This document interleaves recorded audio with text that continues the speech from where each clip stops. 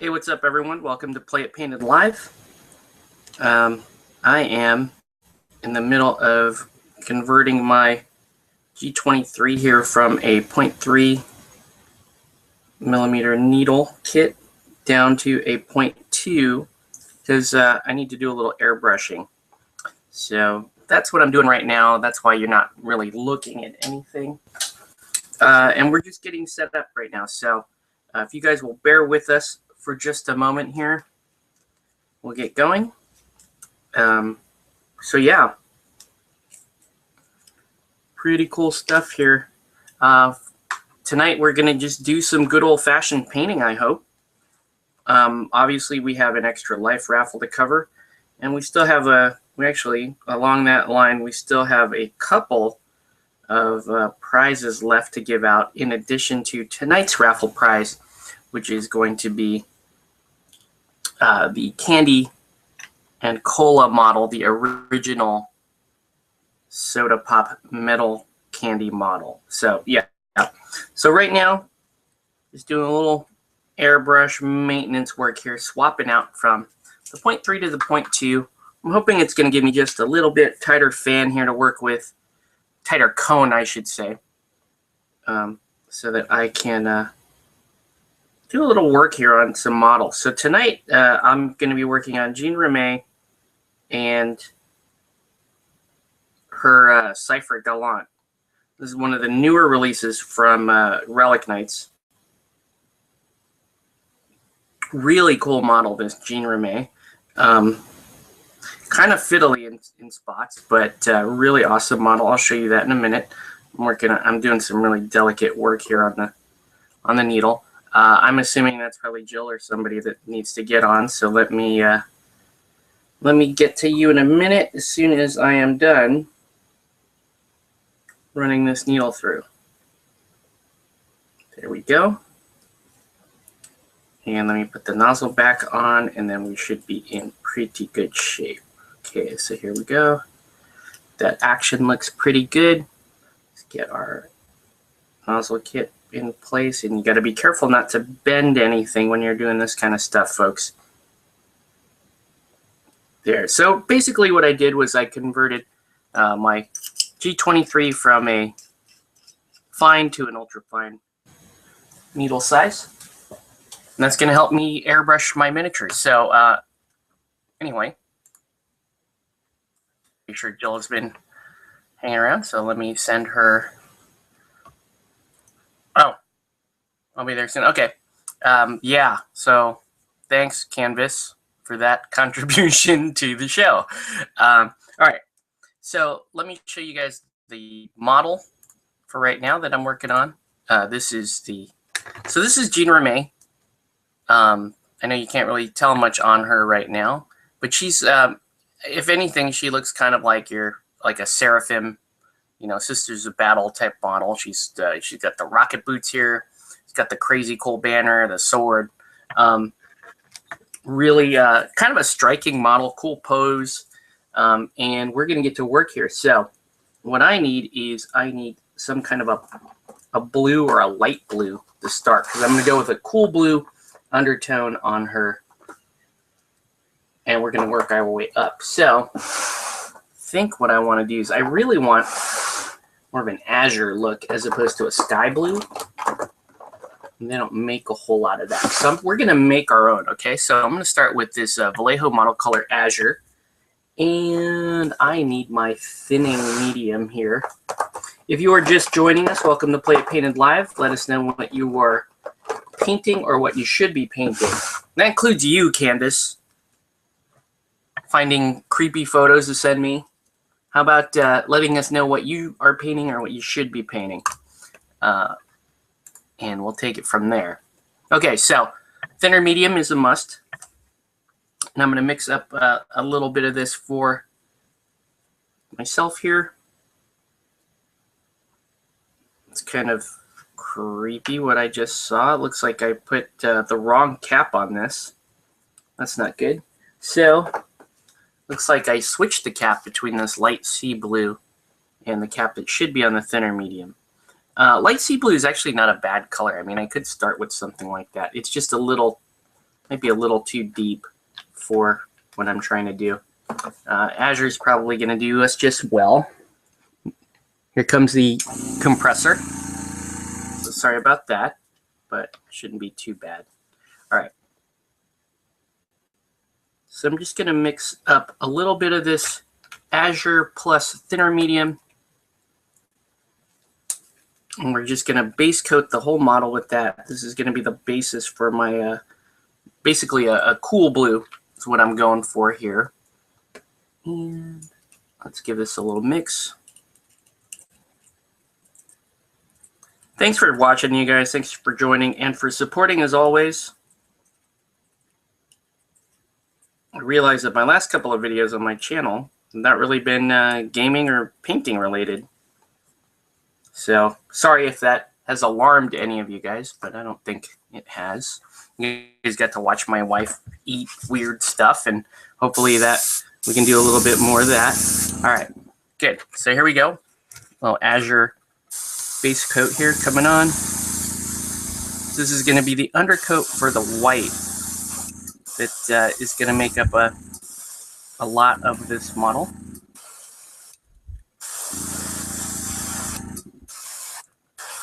And she's just very fun looking model here.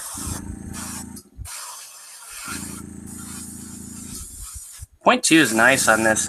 This G23 only cost me $30, and it comes with a couple different options for needle sizes. 0.3 standard, and then 0.5 for bigger jobs, and this 0.2, which is right now pretty freaking awesome, if you ask me. Main trick for me is going to be trying to keep all this clean. Okay, there we go. That looks pretty good. So you can see where I'm working here. You might as well just so you can see me working on the banner. The banner is actually, well, the banner actually might end up white. I don't know. Haven't decided yet. This is a pretty detailed model, so I don't know if we're gonna be able to finish her tonight, but we'll get pretty far, I think. Pretty cool. Do I have any other thing that needs to? Oh, well, here. I'll paint a little Navari Hauer, even though he's a spare. I don't like to waste my mixed airbrush paints, so we're just gonna do this. Once again, thanks for joining, you guys. Hope that the airbrush sound isn't, the compressor sound isn't too annoying.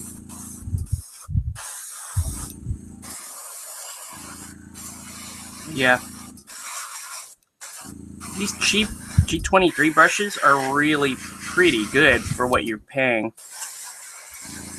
I mean, and then, you know, when something goes wrong, the cost of replacing the whole airbrush is about the cost of replacing most parts on most other brands of airbrush. So one of the main reasons why I really like it. Okay, so that's it. We're going to move over to the next color, which is going to be kind of this color, more of a glacier blue. So this is almost a white. And we're going to, I don't have to thin this one as much because it's game color. Game color tends to be a little bit thinner than model color. But I'm going to add just a little bit of thinning medium and my glacier white here.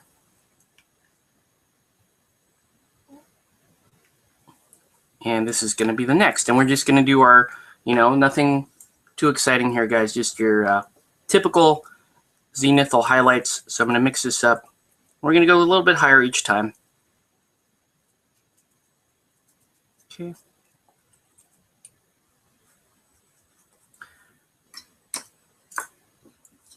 All right, so here we go. All right, so you should see some of this. You'll see it coming. You'll see her coming in a little bit lighter. Pulling back a little bit less on the trigger. Just so that I can leave some of that azure in the recesses.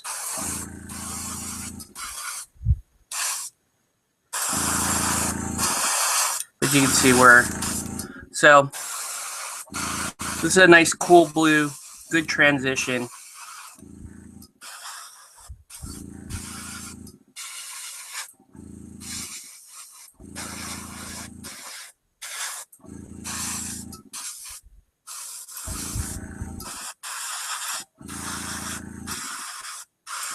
I'll load comments here in a minute, but I like to get all this stuff done right now.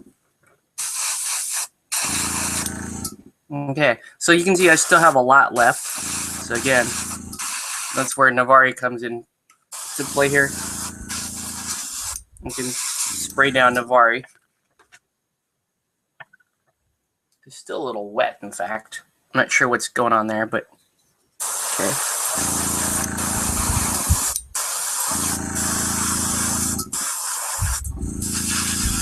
I didn't like his unhelmeted head. I don't know. There's something about his hair. At first, I thought I could do a cool, like, Golgo 13 style hairdo on him, but it just wasn't working out on the other ones that I painted on commission, and so I just kind of lost faith in it. Didn't like the head anymore. There we go. Once again, thanks for joining and watching Play It Painted Live. Let us know what you're painting or what you should be painting. You guys might be wondering what happened to last week's show. You know, I just felt it started off a little too surly, and I was trying to edit it. Turns out you can't. So I just decided to basically opt out of showing it, for lack of a better term. There's good content in that show, and there's some good discussion in that show, but at the same time, I was like, you know, I didn't want it. I don't like the fact that the show begins on such kind of a sour note. And, you know, I'm trying to stay more positive these days about stuff like that. I was just kind of in a bad mood. So I apologize for that, you guys. It doesn't matter because Corey knows that he won last week anyway, so. He was talking about the possibility of maybe re-raffling what he won, so we'll see how that goes there. Okay, so you can see it should look like nothing but white, white, and white on your screen because there's not a whole lot to add here. So I'm just gonna continue to spray these highlights on. You can see the transitions now, though. They're starting to come in. They look pretty good.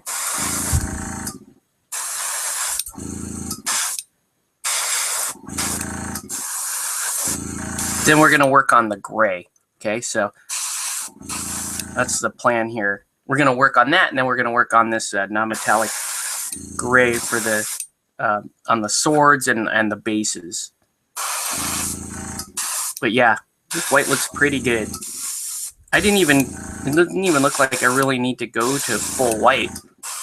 Pretty good with what we've got. Pretty happy with that. And I don't know, I'm kind of liking this white banner. Kind of cool. Kind of cool. You guys can't really see much of this, and I apologize for that. But let's try to get through it so that by the end of the show, say by tomorrow, you guys can actually do something you guys can look at. Okay, so as soon as I'm done with this color, we're going to look at comments. You could do most of Navari with just airbrush. You don't even really need to paint this guy very much. He's mostly white, blue, and gold. So it just kind of works out that way. So I'm just building up more layers here. It's a good contrast we got going here. Okay, so now I'm going to clean us out. Let's have a look at our comments.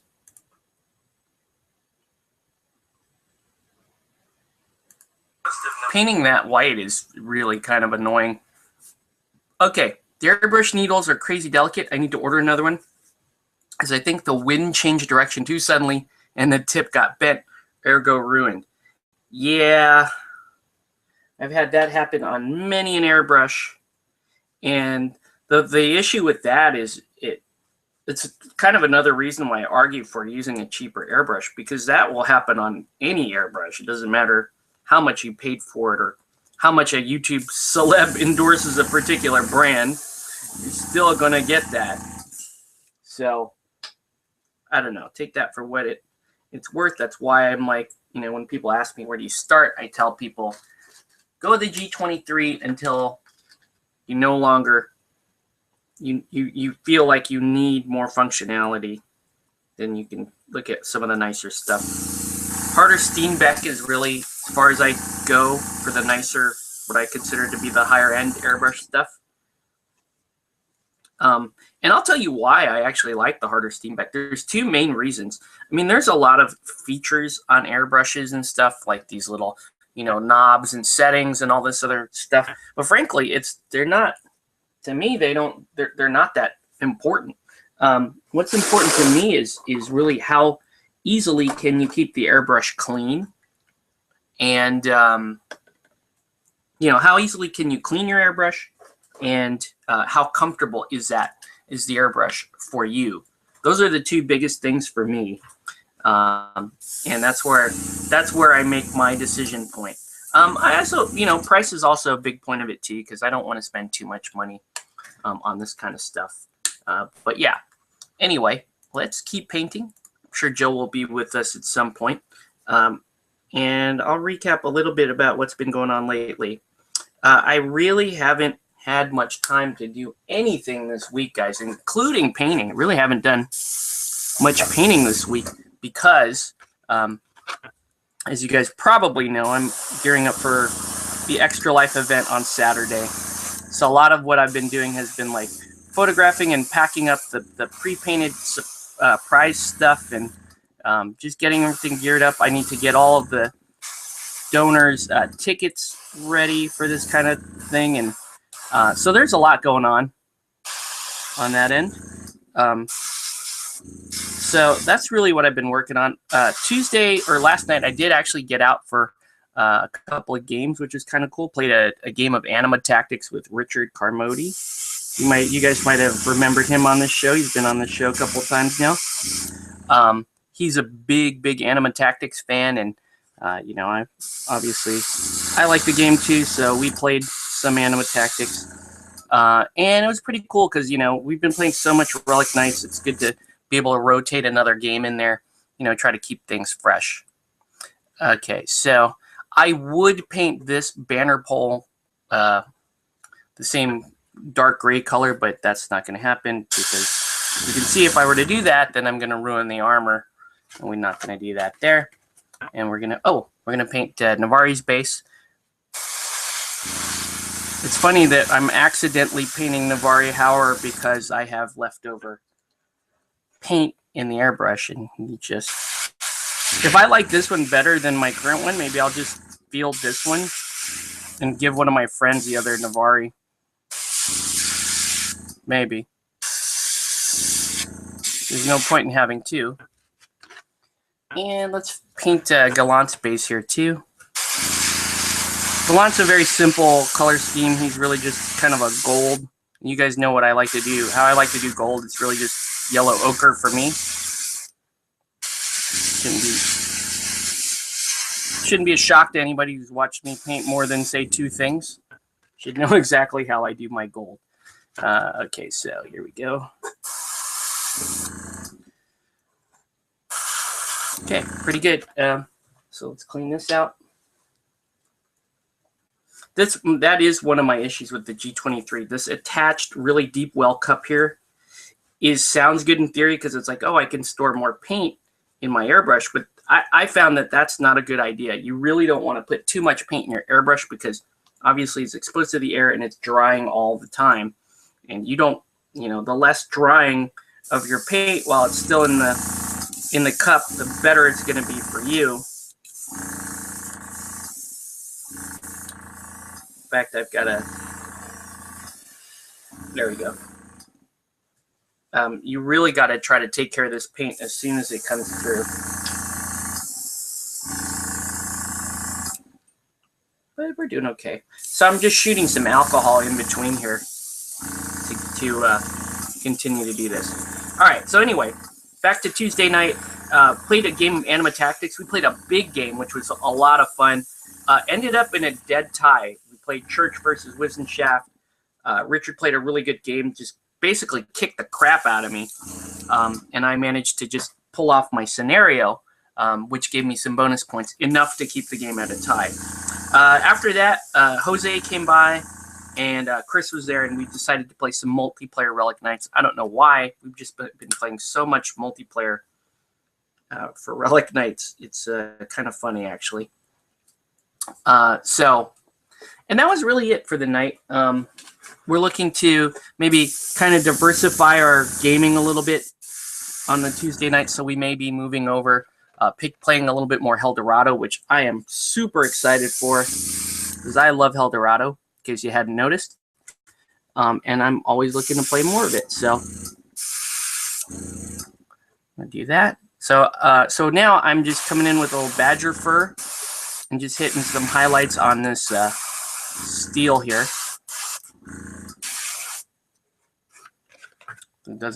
It's not really going to be much. There we go.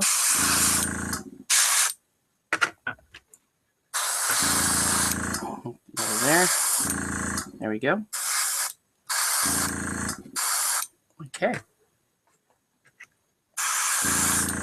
I go a couple of layers here, because there we go. So that was Tuesday night. Over the weekend, I didn't get to do any gaming. It was my parents' 50th wedding anniversary, which was pretty awesome. I mean, you know, they went all out, and so many of our family and friends showed up. It was a really good time, and lots of relatives coming in, and that was good stuff. So no gaming over the weekend, but you know, we made up for it last night, and obviously this Saturday we've got the big RK tournament and the raffle, so that should be good. Okay, so here's another trick. I am supposed to, at this point, I really should be moving over to the base gray, but I'm not going to do that because I need to spray Gallant. So I need to base coat Gallant. So what I'm going to do is I'm actually going to move over to the to what I'm going to do for his non-metallic metal. So it's going to be Mummy as a highlight, and I need Amber. So here's Amber as the base coat. So we're going to go with a little bit of Amber. And I'm actually going to also spray a little bit of Navari's Gold that way too. So we'll just put a little bit of Amber in here. Once again, thanks for watching, you guys. Thanks for joining Play It Painted Live. Let us know what you're painting or what you should be painting. And tonight is just one of those standard paint shows. Let's just do a paint show, because why not? And we're going to do, obviously, we'll get to the Extra Life raffle. So you can see, you know, your angle is pretty much everything when you're trying to do controlled airbrushing. You can see I've got Gallant here upside down, because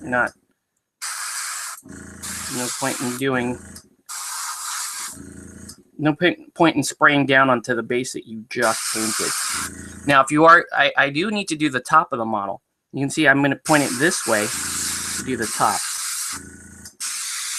so that I really don't have any overspray. And that's really what control is in airbrushing. It's really just being mindful of your angles, you can play around with your pressure and your, you know, and all that other fancy stuff that other people do.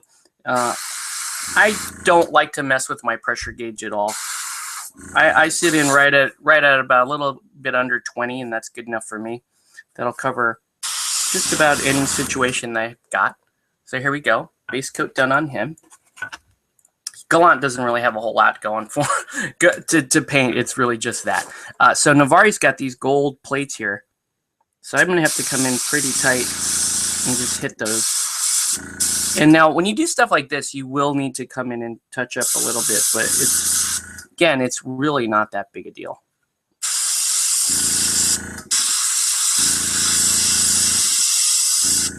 Just go slow. Build up your color slowly.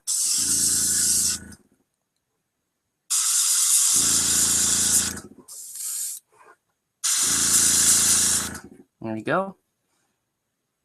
Yeah, what you don't want to do is like totally flood the area with color and mess up what you've worked on previously. You want to build stuff up. There we go.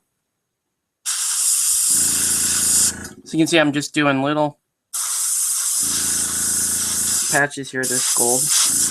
You can see where it does overspill a little bit, but again, we'll be able to fix that. It's not the end of the world.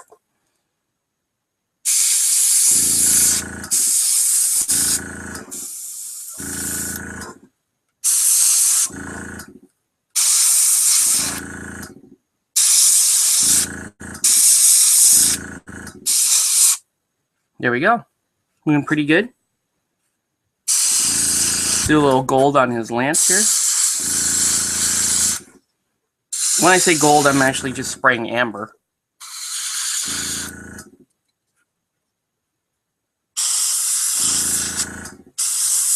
And then super tight right there.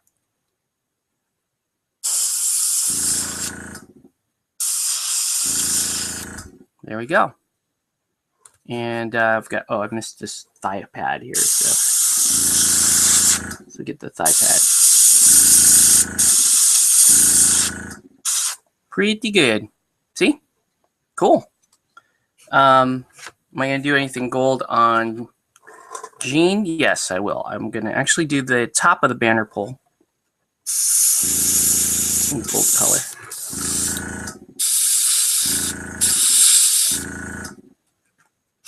But nothing else.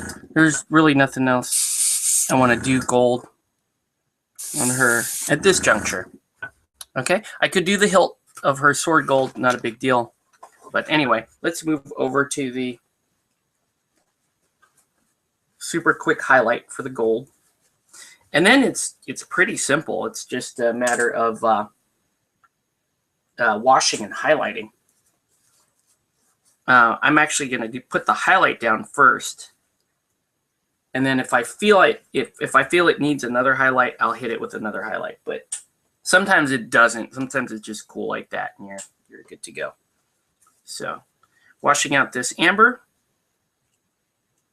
When you change colors in your airbrush, do a pretty thorough rinse. What I tell people is when you're airbrushing, really at least 60 to 70% of your activity should be around cleaning and mixing.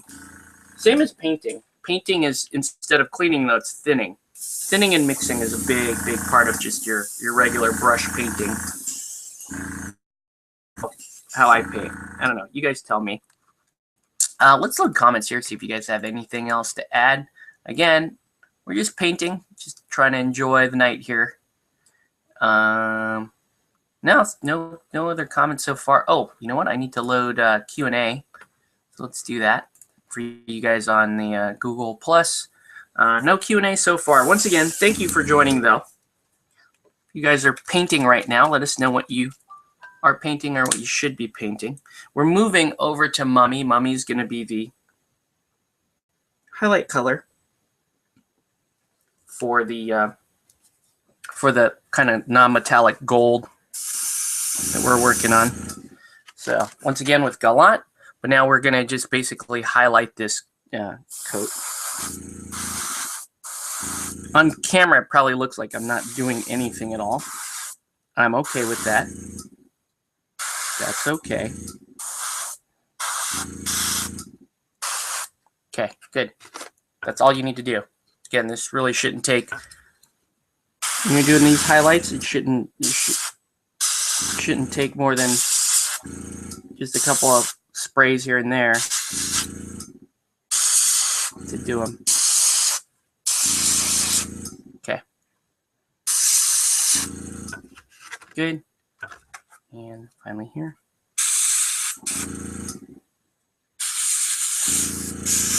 There we go. All right. So I'm going to clean out this mummy. Do I have any other models to paint mummy? Oh, I do, but they're not ready. So clean again. Sorry, it's super boring. We haven't even gotten into any brushing yet, but we'll get to it. Up next is going to be the base gray, and then I'm going to do one little one little teeny tiny white highlight, which is an uber highlight. Then we can finally get into some brush painting. Maybe by that point we can do our little extra life raffle. So, guys, as you can tell, this is the last week leading up to the Extra Life event. But need to let you guys know that the campaign for Extra Life actually keeps going. This is the date of the official event, but that doesn't mean that it's over. If you still want to donate and you miss the October 25th event, that's totally fine. You can continue to donate. And obviously, I would encourage anybody who believes in this cause to go ahead and do so. Where's my base gray? But yeah, man, for me, it's been a wild ride, you guys. It's been crazy. I kind of got interested in this charity after doing a podcast with Robert Allen, and the reason why I got interested in it is because I don't know, I love the idea of gamers actually doing something positive for their local areas, and so that's really where the appeal was for me. And so, as I got into it, I had some trepidation about the amount of self-promotion that needs to happen, because usually I hate that stuff. I won't lie to you. I usually cannot stand the whole, being a ham and promoting yourself and that kind of thing. But, ever since my son was born and it was like I really need to push my commission services and what we do over at Play It Painted. You just get used to putting yourself out there. Has it attracted some hate? Absolutely. Has it? Have people been accusing me of, selling out or, changing my tune and all that other stuff? Some people have. Does it affect me? Not really, though. I mean, the people that have done that really have. I've come to understand where their position is on things, and I don't agree with them.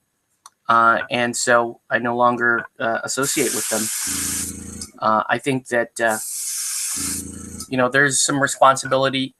You have to be responsible when you are doing promotions, and when you do put yourself out there, you have to be responsible, and you have to have integrity, and you have to mean what you say and do what you say. And I try to do that as much as possible. But it's just kind of weird, it's just kind of weird putting yourself out there. It's an awkward, scary feeling for me anyway. And so that's how it was when I started this whole thing. And I want to say it's gotten a little bit easier, and in some respects it has, but it's still always in the back of my mind. Like, I'll give you a perfect example. Today on my Instagram, I came home and my Extra Life shirt showed up, and I was like, oh, cool. Let's show off that Extra Life shirt, show a little pride in what we're doing here. And I have my Ninja Division headbands. I'm like, oh, this is kind of cool. This feels really martial arts type thing. So I put on one of my old like Asian cosplay thing, and broke out my samurai sword. And my wife took a few photos, and we put them up. And it was kind of weird. It was like, that's kind of hamming it up a little bit. But if it gets people's attention, and I get a donation, even just one donation from doing something like that, then it was worth it. Is it a little humiliating? Yeah, to a slight degree, but it's also kind of funny to look at that kind of stuff. So, but yeah, it's been a little awkward for me, but that's something that I've gotten used to, or that I'm trying to get used to. I don't know if I'll ever fully get used to it, or maybe I should never really be comfortable doing that kind of stuff. Maybe it's a good thing that I'm not used to it or comfortable with it. But it is a necessity when you sign up to do these charity things. It for some of us, it might even be kind of a hindrance as to why you might not want to sign up and promote some charity type stuff. But we'll see. Anyway, so I don't know. It's been a really weird ride, and it's been really awesome too, though. I mean, the amount of support people have shown has been tremendous. And this cause really does mean a lot to me. And it really does hit home because of my first kid, and just now I've got this huge soft spot for kids, and especially kids in need. And so last year I did a benefit for the typhoon in the Philippines, and that was a cool little benefit that I did when I was a free agent. This year, though, I feel it's a lot bigger with Extra Life and that whole deal. Jill, what's up? She's joining. She's setting up sound. Okay. We're good. So you're actually, this is good timing for you. I actually hit this is the last highlight that I'm going to do with airbrush, and then I'm going to turn my airbrush off. We're going to do timing. Some bona fide painting here. So, yeah, so I'm just hitting this with a little bit of white. Who are you painting? I'm painting Jean Romay. She's the new questing knight for Relic Knights. She's a September release. Ordered all of my Relic Knight stuff, or not all of. I ordered some Relic Knight stuff today while I was in class. Education, kids. Nice. What did you order? Diamond. Black Diamond, cool. I got the starter box, and I also got one shot because she's super hot. Cool. I've painted like 4 Black Diamond sets, and I actually have another one to paint. What? So I paint a lot of Black Diamond. It's true. Is any of it yours? What? Is any of it yours? One of them, the worst painted one, is mine. Of course. But yeah, I have one Black Diamond set that's mine. Obviously, there's one to be raffled off this Saturday, and there's one to be raffled off online. It's actually going to be it's actually one of the Tier 3 online raffles. Is the painted Black Diamond starter box. That's exciting. I hope I do not win it. If yeah, I win it, somebody else can have it. Yeah, we could re-raffle it. All right, so a little bit of white. I'm hoping that I win candy and cola tonight. Oh yeah. Wait, sorry, I should say I'm hoping that Grayson wins them. Why, he wants a candy and cola? No, but he's the one that donated. Oh, cool. But I live with him, so it'll be mine. Because he neglects miniatures. Okay, that works. I don't know what I'm going to do. So I accidentally painted this Navari Hauer. Oh no, I'm dropping stuff. So you can see I'm actually using the airbrush here to clean up from the gold. That's Just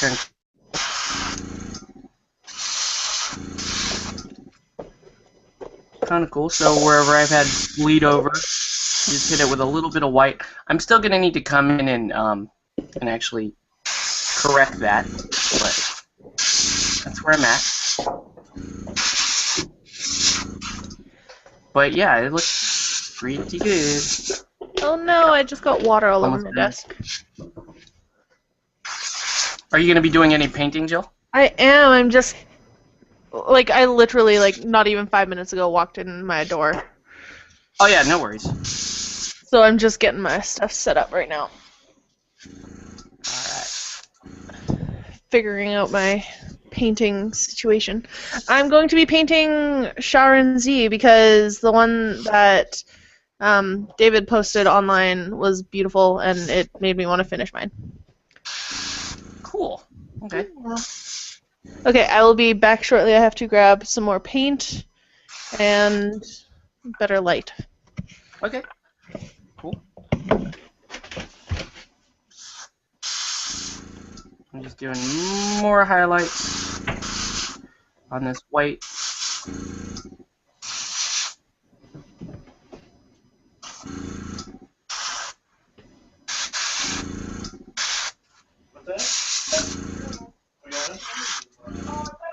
Pretty cool. Okay. Pretty good. Okay. So I'm going to clean up now, and then we're going to do our raffle, and then we'll move over to the brush painting. And you guys don't have to listen to my compressor anymore. You can see that that wasn't too bad, right? I mean, we did a lot of base coating on these models, and we painted the white, which most people hate to do. We got that done pretty quickly. If you want a sharper, like cell shaded white, you could paint it in, but I don't know. I'm gonna paint the rest of the model and see if I need to bring out the white more. I don't think I do, actually. I think it's pretty cool. But we'll see. So let me just clean out one last time here. Once again, welcome to the show, guys. If you are painting or you should be painting, let us know what you should be painting. Alright. So my last rinse, dump that out. Now, airbrush cleaner is actually really good, you guys, but you don't need to use it every time. What I do is I'll put a little bit of airbrush cleaner in my airbrush, let it swirl around there for a little bit, and then shoot it through. This airbrush cleaner does such a good job cleaning things out. But if you're just rinsing with alcohol or Windex or anything like that, you only really need to do this step at the very end. But it will actually help keep your airbrush clean. And the other thing I do is I usually don't rinse all of it out. I leave just a little bit in there just to help me clear out the last of the crud. Okay. So that's it for the airbrush segment of the show. We're going to turn it off. Stop here. I saw green for a second there. Okay. Okay, I'm back. Here. And we're going to move this over. Pull these guys out. So we are back to normal. And I need to set my tripod up so people can see what the hell I'm painting. Okay. What I need is like one of those tripods that like wraps around stuff so I could just hang it off of my light. That would Yeah. I'm gonna see if I can't mount it to my light somehow. I'm gonna load comments here.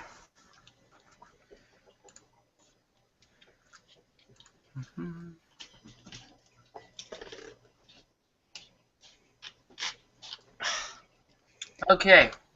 How the fuck is raising money for charity selling out? Good question, Canvas. I don't know. I think it has more to do with the idea that, you know, I've gone this many years without really just doing promotional stuff. I didn't do promotional stuff at all, really, forever. And a lot of guys on YouTube don't. They share their hobby and they're cool with that, and that's what they do. And that's really cool. I really prefer those channels. Those are great. But, you know, doing Extra Life and fundraising, it does force you to put yourself out there. You do have to promote if you're going to get people to donate to you. And so it's just an awkward thing. Some people think that, well, I'll put it to you this way. Sometimes you can question somebody's motives, right? Even if they are working for, say, a benevolent thing like a charity. You could go, somebody might be standing back there going, well, is he really raising money for charity, or is this more just for him to get a little bit more publicity or coverage for himself? And there are people that do that participate in the charities to help plug their own stuff, and I don't think there's anything wrong with that. I mean, I think as long as the ultimate goal is to continue to work for the charity, I think that's fine. It's when it supersedes it. You know, it's when let's say my little channel here, promoting my channel becomes more important than the cause that we're promoting for. I think that's where things can get called into question. And there's always kind of, you know, for skeptics, there's always kind of that question, like, okay, what is he really about this charity? Did he just pick it so that you know, he can get a few more extra views or some shit like that? But I don't know. And frankly, I don't care. It's You know, people think that there might be a couple people out there that think that, but it really doesn't mean a hell of a whole lot, if you ask me. Okay, so how we doing, Jill? Good. I kind of have my crap set up. I just sent you a picture of how I have my my webcam set up. You should take a look at that because that's safe. Wow, that's safe. The best part is there's still water in that cup. Is that a C920? Is that what you're using? I don't know. It's a cool little life cam, or what are I'm sorry, that's a Logitech cam, isn't it? It is. Yeah, it's a Logitech. It's like the second down from the most expensive one. That's cool. It takes 1080p, so that's nice. Nice. All right. So, whenever you're ready, I'm gonna pull up the latest thing. The latest. Oh god, I can't spell right now. .org. It's .corg. As in .corgi. Good job, Jill. See, I'm really hoping let me access. No, well, oh, it does let me access. Okay, so this is the week of Candy and Cola, right? 10/16 to 10/22. Yes. That was last week. That's this week. This week is 10/23 to. Oh, you're right. You're right. It is I know I'm right. All right. Oh, well, won't let me edit. So I'm gonna have to download the file. So let's do that. Oh, that light's the worst. This light's so much better. Oh, my phone's making noise. And I need to add wait, enable editing, damn it. And so here we go. So need to add 2 more entries. I just got a Facebook message from Viv. Yeah? How's he doing? Good. That's good. Okay. That was a really creepy way of saying good. Oh man. I don't think my brain is working right now. That's okay. Let's give this thing away, and then we'll figure it out. Okay. 30, 31, 32. Oops. 3, 4. Okay, so we have 36 entries for this week. 36. Let me screen share. Our prize. Where'd she go? Our prize is quote-unquote limited edition Candy Cola from Soda Pop Miniatures. This is the old metal miniature. Comes in a couple pieces here. You know, very fun model. I've actually painted one of these before. So, one of the oldest models from the Soda Pop range. So, Jill, whenever you're ready, can you guys we see are what I'm doing screen sharing or not? I can only see. I see a black screen. Awesome. Way to be awesome, Google Plus. Way to be awesome. Do it this way. There we go. Okay. Man, look at the inception. It's insane. Okay. So, generate. Our number is number 30. Is it me? Oh, did 30. I win? Let's see. Number 30 is Miles Benjamin. Yay, good job, Miles. So one of your donors. My donors. Yeah. Miles Benjamin. Congrats, I guess Miles. I need to send him a Facebook message and let him know that he won, don't I? Yeah, you're gonna have to I'll do that right now. You're gonna have to get his address over to me so I can send this directly to him. So congratulations, Miles. And I know Miles is on the Cypher group, right? Yes, I don't know. Miles maybe. has been playing Eldorado, I believe. He's been pushing Eldorado pretty bad. But now he has this cool arcade model coming his way. So see if I can convince him to buy a bunch of RK. Awesome.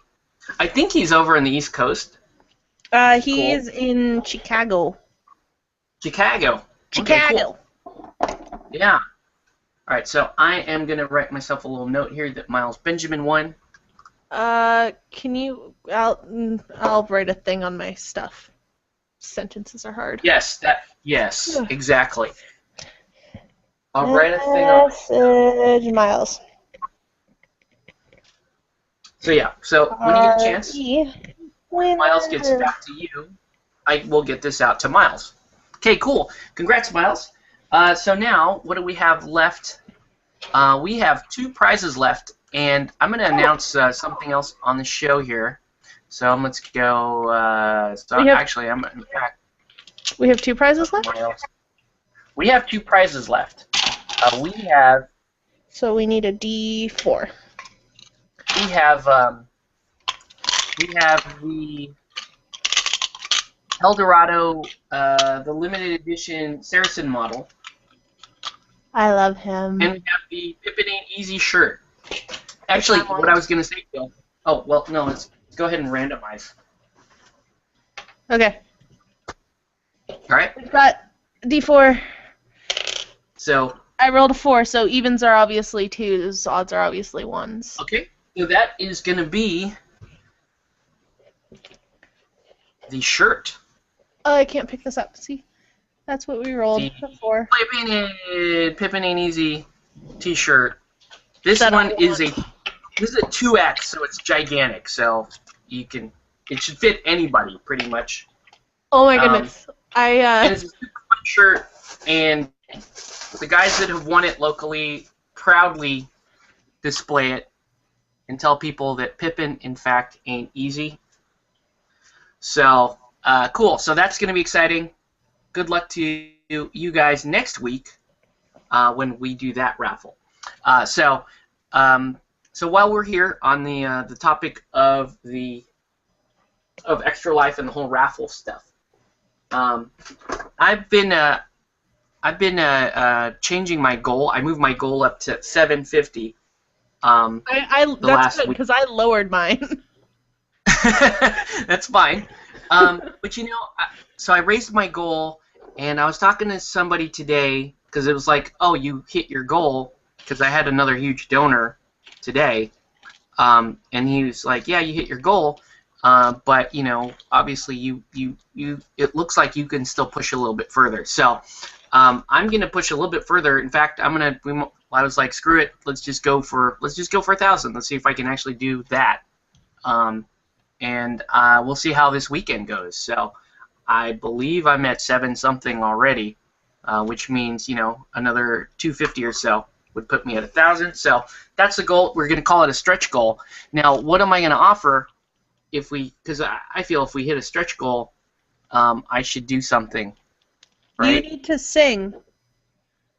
And you sing? You need karaoke? To sing. You need to sing on camera. Wow. I think that should be our goal.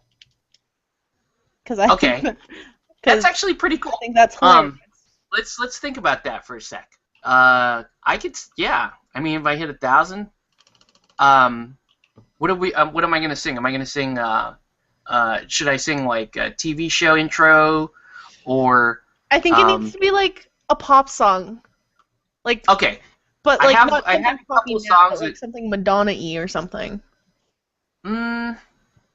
Okay. Like some thought. Something really epic. I have a couple of songs in mind if we're gonna humiliate me that way. So that's one thought. I can sing, or we can we could do another prize, but I don't know. I'll be honest with you guys. The weekly raffles are probably more fun for us than it is for you guys. I think they are too. It's more fun to be like, oh, who won that? That's cool. So I don't know. We'll give it some thought, but I do want to put, if I'm gonna put my personal goal up to 1,000, then I want to have some kind of a stretch goal. So I'll just put it out to you guys. Put your thoughts in the comments, and Canvas, whatever you put, I'm not gonna do it. I was gonna say, and we're gonna ignore everything Canvas says. No, I'm just kidding. No, if we like the idea, well, that will be something that we decide to do. So. Oh, you guys can't even see what the heck I'm painting. There we go. So do these people who claim selling out also direct the same criticism to the guys who do help for heroes, space marine armies? I don't think so, Canvas. I think, when I don't know. I don't think so. But I don't know. Good question though. What's our topic today, by the way? Do we have one? Actually, what I was thinking was, since we're talking promotion anyway, and the show is like a whole commercial for Extra Life lately, which is cool. Fine. Good commercial, whatever. I was thinking we could talk to you a little bit about your new podcast. Oh, wow, did you see that? It was crazy. You just let's do that. But yeah, I was thinking we could talk to you about your new podcast and like. Because I'm curious, like my new stuff. Yeah, your new stuff, and what do you want to do with it, and that kind of stuff. As you can see, there was a really, really strong question in there. But no, I mean, it's. I guess the topic tonight is kind of like the whole self-promotion thing. Why do something like that? Why put yourself out there? And then we'll just bounce it around. Why do the guys watching right now, like Canvas, he had a YouTube and he posts to it occasionally. Damn it, put up more shit, Canvas, for real. Put up more videos for us, Canvas. Put up more videos, yes. But like, why do we do that stuff? Because it's a legitimate question. Why do we do that? We don't have to.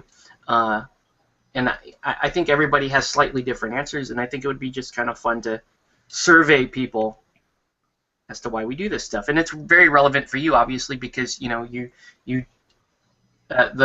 Eldorado podcast is relatively new. Yeah. And this is, and your new Geek Girl Weekly is brand spanking new. Yeah. So before we get into the hows and whys and all that, why don't you give us a description of Geek Girl Weekly, what it is, and how it's been going so far? Did you listen to it? The first episode? I listened to the first episode. I haven't listened to. If you've uploaded a second one, I haven't listened. I haven't. My file got corrupted, and after this, I'm re-recording and editing tonight, and then hopefully uploading at some point, either tonight or tomorrow morning.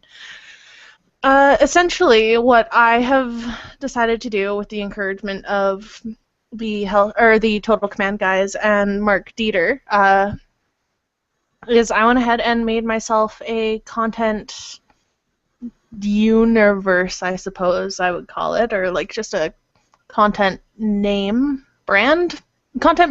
That's what I'm going to go with. Called Geek Girl Weekly, which is essentially going to be my musings on shit that I enjoy. This week, I will probably be talking a bit about Blood Bowl, because that's really what I've been doing. I've been focusing a lot on Blood Bowl. Yeah, we gotta stream a game of Blood Bowl for sure. You and me? Yeah. Yeah. That would be fun.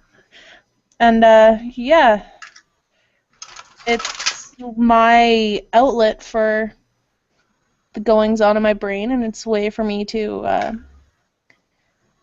put my energy into something creative. I was recently diagnosed with depression, so it's kind of my way of keeping my energy focused on something positive rather than focusing on, well, shit, I have depression, that's really crappy. It gives me something healthy and productive to think about.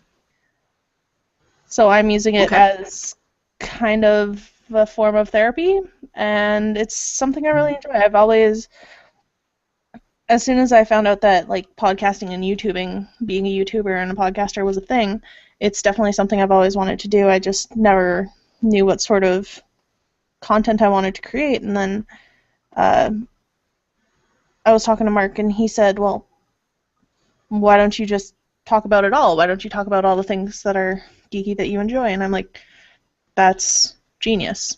Like, I don't understand why I didn't just think of that on my own. And he's like, well, sometimes you just need an outside person's perspective on it, right? So that's essentially what Geek Girl Weekly is going to be. It's going to be me sitting down and they're going to be super short episodes. They're going to be like very rarely will they ever be longer than an hour. The first one was 20 minutes of me talking and then my music and stuff. And it's just going to be me sitting down talking about either what's going on in my life when it comes to geek stuff, or hey, this is a great movie that I watched, everybody should go watch it, or hey, I'm painting and I'm terrible but I enjoy it, or whatever, right? Okay. Yeah. So pretty broad scope there, but that's the advantage there is you will probably never run out of topics. Well, because which is cool. I read comic books too. Like, it'll be everything from comic books to movies to minis to card games to, heck, some of the stuff that I'm doing in school, because that's pretty nerdy too. Can you use some of that for for your school work? Like, can you cite your I can. I really, really can. Okay, Which that's is cool. awesome. Then so even more bonus then. Exactly. Nice. Okay, so you so got now self-promotion. Yeah, but do you have an end goal? I mean, it sounds like this is a creative outlet, so you put stuff out there, and it's just more of an effusive, I'm just going to put this out there, and it's for my own enjoyment, and, if other people enjoy it, great. Or is there a bigger pie-in-the-sky end goal that you see? I eventually would like to be to work with some sort of gaming company, whether it's miniatures or video games or board games or whatever. I'd like to be involved somehow, and I feel like my strengths would be in the kind of community outreach, community management sort of situation. Okay, cool. Yeah. So there is actually kind of a yeah, that's cool. But it's not like I want to be a famous videographer. I enjoy nerd shit and I want to do it forever and I want to get paid to do nerd shit. It is kind of a dream to get paid to do what you love. I am ashamed to admit that I've actually pretty much given up on that dream myself. Why? There's so many people that we know that do that. Well, for me, I'm pretty well into my career, and I make good money, and I have enough time to do both. I have my career, which is great, puts food on the table, and keeps my wife and my son happy and healthy, and that's great. And I also still have time to do all this hobby stuff, and enjoy that. Enjoy that from just from a purely fan perspective. If somebody were to walk up to me today and say, hey, we're going to keep your salary, we're going to match your salary, and you get to do something in gaming, absolutely I would do that. But the likelihood of somebody doing something like that or offering me something like that is pretty low. And like I said, it's just not for me. I'm content to enjoy the hobby as a hobby. And not need it as a career as well? Yeah, it would be great if it were a career, but that's okay. For now, I will enjoy my career as it stands. So, okay, so you've got this podcast going. Yeah. And you're going to put out a couple episodes. What's the release schedule looking like for you? It should be every Wednesday. There should be a new episode up of the podcast, unless my computer's a jerk and decides to eat my files like it did. Except for now, I know I'm going to back it up in a million different places, so it's not going to happen again. Okay. So, release schedule for podcast is going to be every Wednesday. I am planning on starting to do write up a weekly article and do a weekly YouTube video as well. I don't know what sort of content I want to have for the YouTube videos. So I'm just kind of waiting until something kind of smacks me in the face and says, hey, do this for your YouTube videos. And yeah, I think my articles are going to be like board game reviews or something. Okay. So It'll be like Monday, Wednesday, Fridays, and I'll take weekends off probably. There you go. How does Grayson feel about all this? Your dive into nerd media here. Grayson, how do you feel about my dive into nerd media? Good. Did you hear that? Yes, I did. There we go. Very succinct, sir. Very succinct. I think he's in a raid. That's good. That's good that he supports you there. For you want to know that the funny thing is my wife, she is way more into this idea of me doing promotion than I am. You know, she's the one that's like, no, you do cool stuff.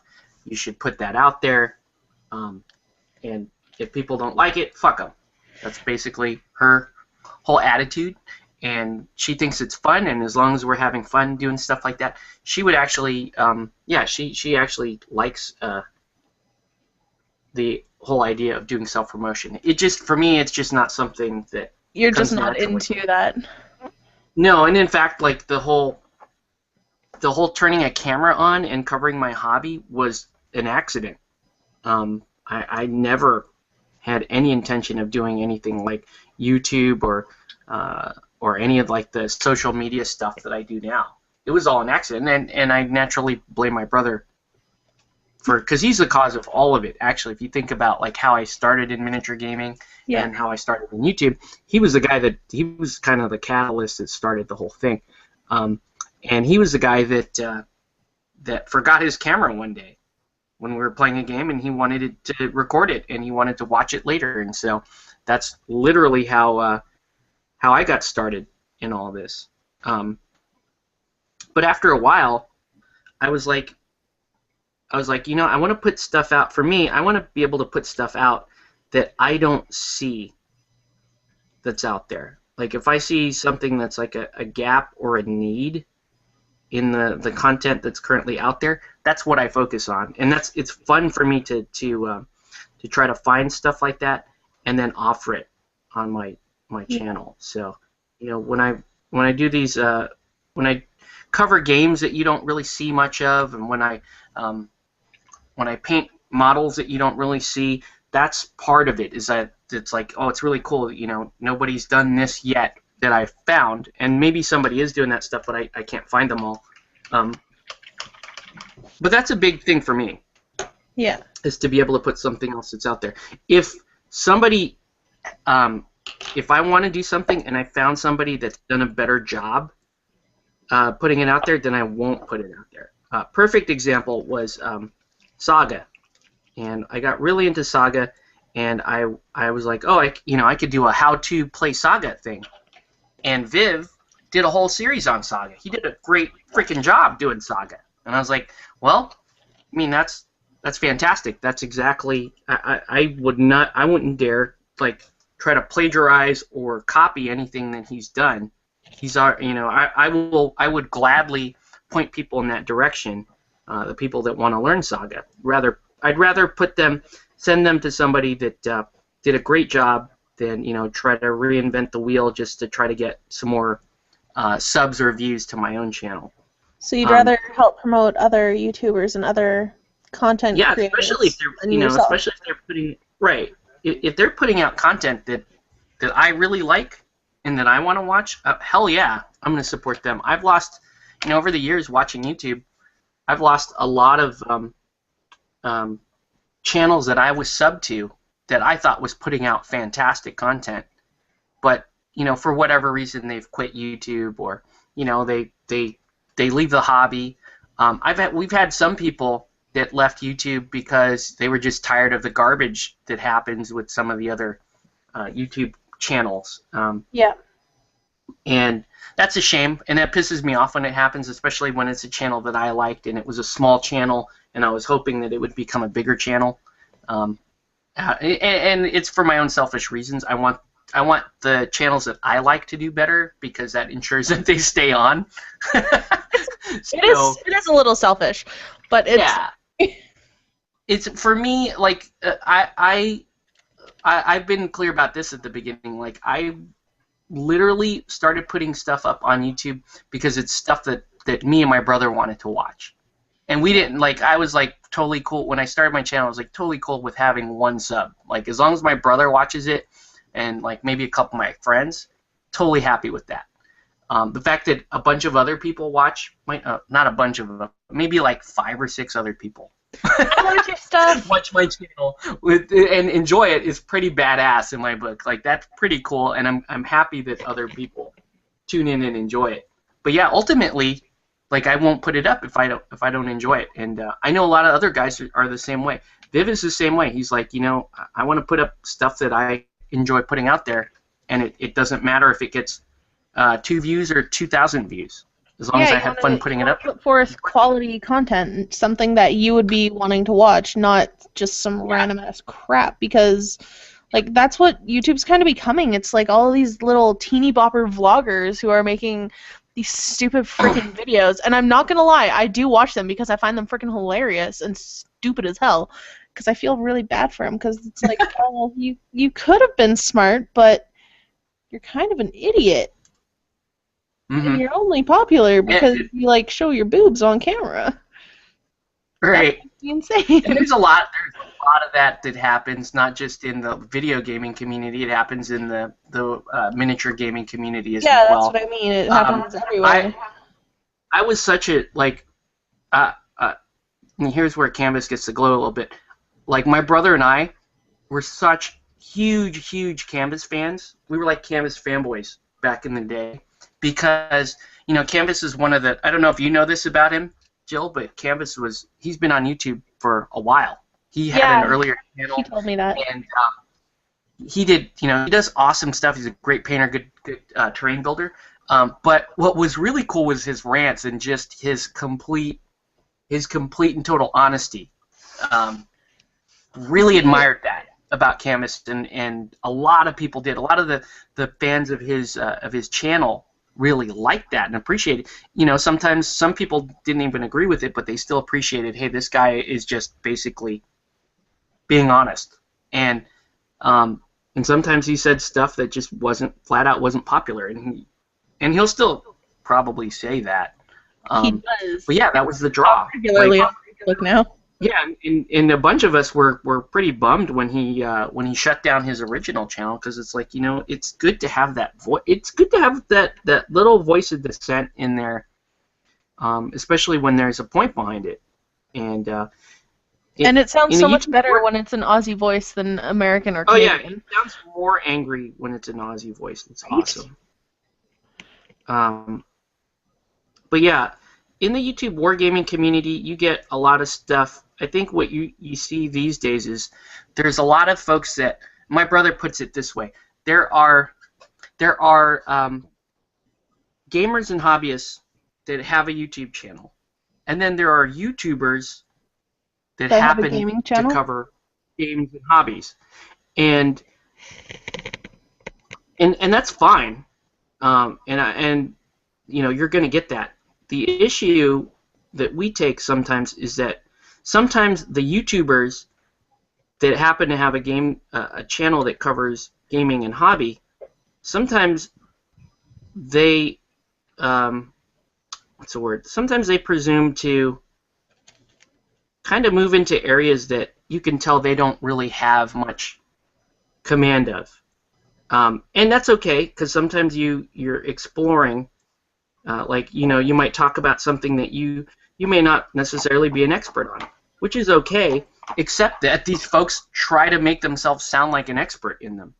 I can promise you that when I start making videos, if I'm trying to talk about something that I literally have no idea about, I'll be like, yo guys, I don't know what the hell I'm talking about. Yeah. So there's stuff like that happens. There's there's what you were referring to earlier, the hey, I'm a gamer girl with boobs thing that happens. There's the other side of that, the guys that don't have boobs that try to cash in on boobs and like, oh, I want you to be part of this because you have boobs. And that happens, and so you have, which is obviously what you're doing with me here on Play It Painted. Yes, obviously. Clearly. Because I'm not wearing like a guy's crew neck T-shirt or whatever. Yeah. But there's a lot of that happens. I think, like, in your case though, like, you talk about Eldorado because you play Eldorado. You Eldorado. you actually you would be amazed. Actually, I don't know if you'd be amazed, but in general, you would be People. amazed at the folks that are on YouTube that are like, hey, I'm all about this. I'm all about this hobby or whatever, that don't actually do the hobby.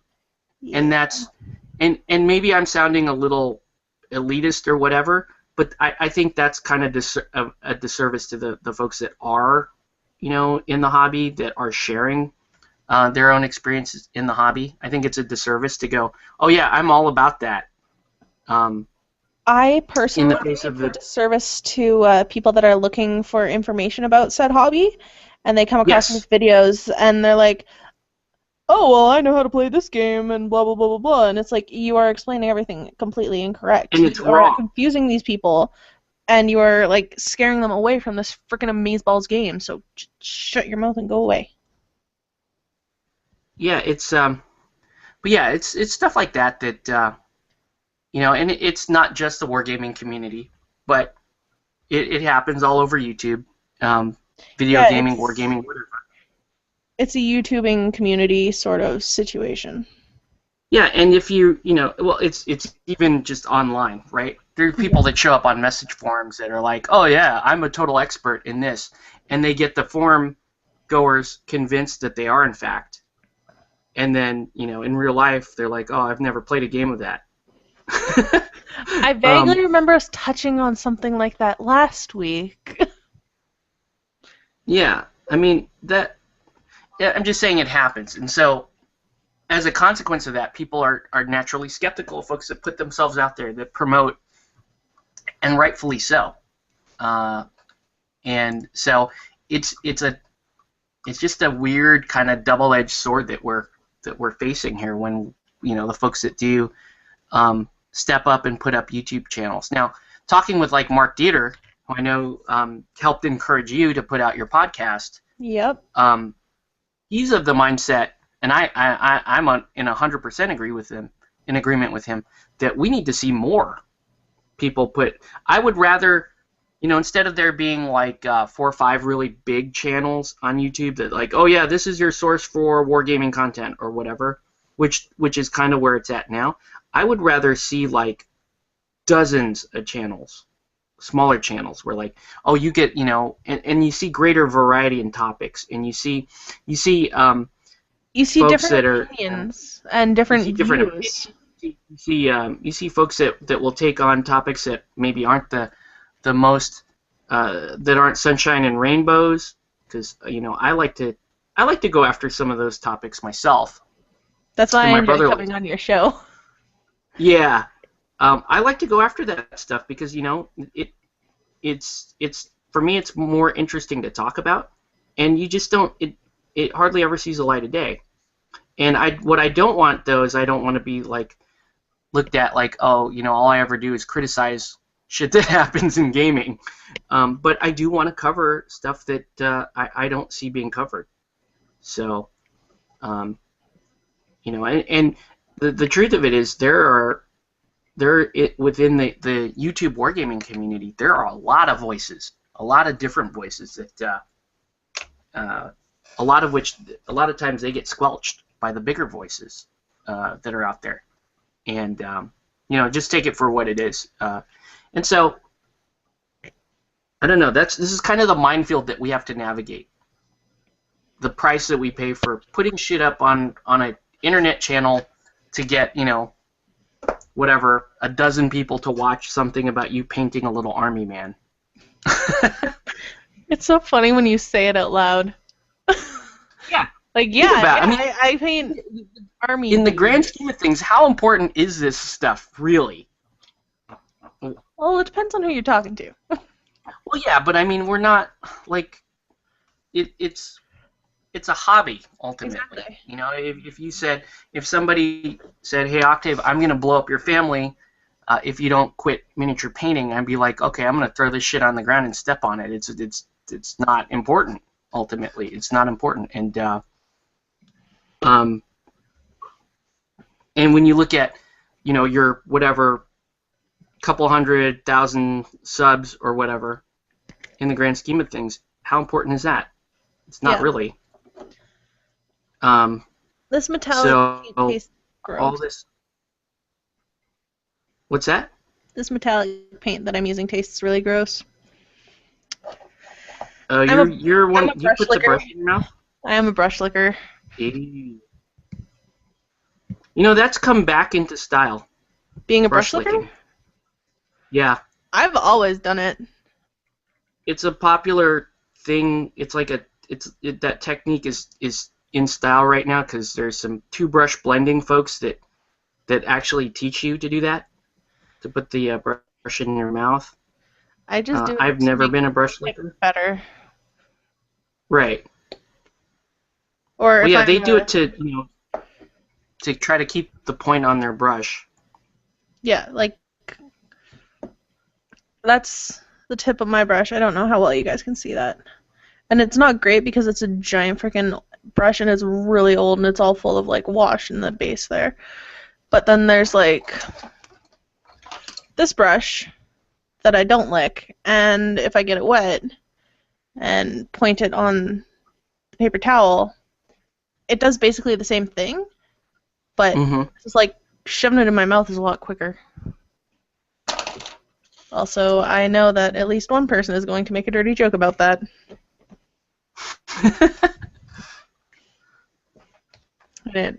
Yeah. All right. Let's load some comments real quick. But, yeah. Oh, we were going to talk about advertising and stuff a bit, weren't we? Like self-promotion. Yeah, that's my actually personal theory is advertise like shameless whores. Because really, what the hell do you have to lose? I would say if you're just I would say if you advertise like a shameless whore, but you never really provide content on the other side of it. That's the thing. You have to advertise like a shameless whore and still provide your content. Yeah, and we see a lot of channels that do the former and not the latter. Exactly. So that's kind of where we take issue. Like I actually thought about it this week because I'm like, well, if I look at the videos, the uploads that are on my channel right now, I've got my wife eating a sesame ball, which is fucking hilarious. And I've got a Blood Bowl game with me and Grayson. So it's like, well, neither one of those is about miniature gaming or painting. Maybe Blood Bowl remotely so, but we're playing a video game ultimately. And so I looked at that and going, shit, I hope I hope I'm not steering my channel off course here. I really want to stick with the miniature gaming. But that stuff was also really fun to put up. And, my wife was like, hey, let's do a segment where I just eat shit that you eat that I think is weird. I'm like, okay, I'm totally going to do that because it's fun for my wife and I don't care. And then obviously nerds will watch it because your wife is awesome. Yes, thank you. I think she is too. And then the game with Grayson was like, well, let's do a couple things. Let's enjoy a game of Blood Bowl. Let's test out our streaming capability for Extra Life. And yeah, it is fun to put that stuff up there and watch it. It is fun to do that. It was fun for us to play the game. It's fun for us to put it online and a few people can watch it and enjoy it as well. That said, if that's all I did and I was like, this channel's called Play It Painted, then I'm kind of a dickbag, right? Because I should probably, or I should refocus my channel if I'm not going to do painting and miniature gaming anymore. After the stream, stay on for a little bit because I want to talk to you about that real quick. Because I have an idea. What? About us streaming okay. Blood Bowl and stuff. But I don't want to talk about it on stream because I don't know if it'll work. Okay, that's fine. But yeah, so what I'm getting at is, okay, it's cool to add content like that to your channel. Some people think it's stupid and hammish and all that other stuff. But if you do it in moderation and you're doing it for fun, I don't have a problem with it. I think it's kind of cool. What are your thoughts? I think it depends. As long as like the your primary content is what you say it's going to be, like you are the Play It Painted channel. Therefore, Yeah. like probably 75% of your content, at the very absolute least, should be painting. Whether Yes. whether Or it's playing. or playing, yeah. Like whether it's streaming like this or whether it's a video that you take at a con or a video that you take of playing or a video of you take painting or whatever, or even discussing Hmm. painting or something. I feel that at least 75% of your content should be that. And the other 25%, do whatever the hell you want. Do the stupid YouTube tag quiz whatever bullshit. Do the Octave Eats segment. Do the, oh my god, look at how cute my cat is video. Like, do stuff like that. But the majority of the content on your channel should be what you're advertising your channel to be. Yeah. I Like, my think channel is going to mhm. be a giant mashup of bullshit because I don't have a specific thing, but I can guarantee you that it will all be geek related because that is my life.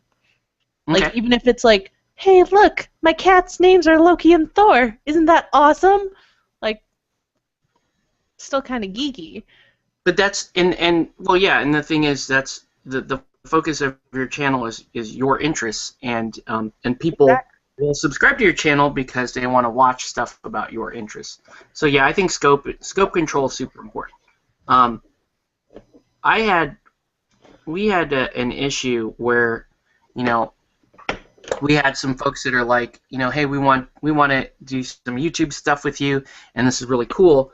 And we were promoting our games and promoting really the local scene and playing those games.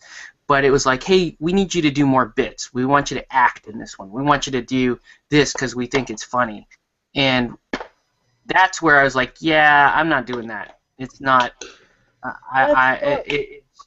It's a little artificial for me. I'm not comfortable doing that kind of stuff. So we didn't do it. Um, but I, by the same token, I'm not going to knock somebody for doing that because some people really are more about like the theatrics and the production and all that stuff. And they're, like I said, those are YouTubers. That's their hobby is actually putting out these videos and doing that. Um, and I think that's fine. If that's the scope of what they want to do, that's fine. If they want to advise people on subjects or matters in which you can tell they don't really have a grasp of, I take issue with that because I think that's where I would draw a line. You Yeah. know. So anyway, but yeah, it is a weird thing for me to be going like, yeah, this is my channel and I promote stuff. Like I was talking with a bunch of relatives last weekend about Extra Life because I was like, hey, you know, back me and support my Extra Life thing while they were there for my parents' anniversary. And a couple of people brought up, they're like, hey, I've seen your channel and it's really kind of weird. I didn't know you did stuff like that. But it's also kind of cool. So you know, I've got some relatives that kind of follow what I'm doing too, and they're like, "Hey, is that going to be like a business for you? Is that going to be a career for you?" And I was like, "No, this is just what I do for fun.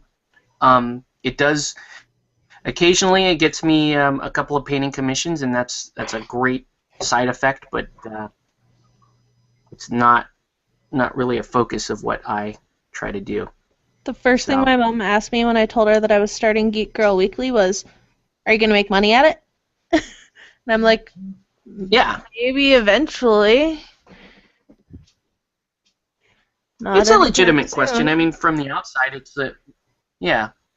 From the outside, it's like, why go through all that trouble of making a channel and video editing and shooting and all that stuff if you aren't going to make money at it? Because it's something we enjoy doing. Yeah, it's a hobby. If you explain it that way, hey, this is a hobby, I enjoy doing that, then that's usually a good enough explanation for people, I suppose. I just told my mom that I was using it as therapy, and she said, oh, okay, that's a good idea. She There you supports go. me now. And you kind of are too, so it's good.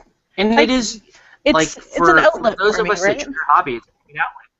Yeah, it's an outlet for me too. I mean, it's a nice like for me to come home and paint, camera on or off is very therapeutic for me. It helps me kind of unwind the day and that kind of all that jazz too.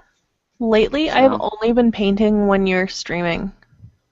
Like I only paint huh. Wednesday evenings now, which is terrible. Ah,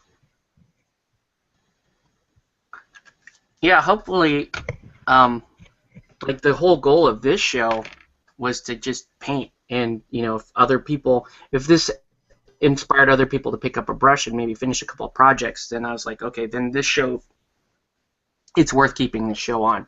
There have been some times where I thought about shutting down the show because Don't it's do like, it. well, you know, I would still be painting camera on or off, and if nobody's getting anything out of this, then I'll just shut the thing down. And usually, though, some people like will message me and say, hey, no, I actually paint during your show, so please keep it on. And even if it's like one person that does that, then it's good enough for me to keep the show on. Well, that's the thing. So, Like I just yeah. said, I almost only ever paint Wednesday nights because I'm sitting at my computer talking to you, doing all this stuff, and it's like, well, I've got a mini. I've got some paint over there, some brushes. Why the hell not? Inspiring. And painting, it's cool because painting becomes more of a social thing too. Exactly. I love social painting. I wish it was more of a thing. Like Yeah, it I'm happens here around like big tournament season, but that's only because there's one specific guy in our community who will leave his painting till the very last second, and then he invites everybody over to come over and do his base coating and stuff for him. So we helped him get that's his stuff ready. interesting.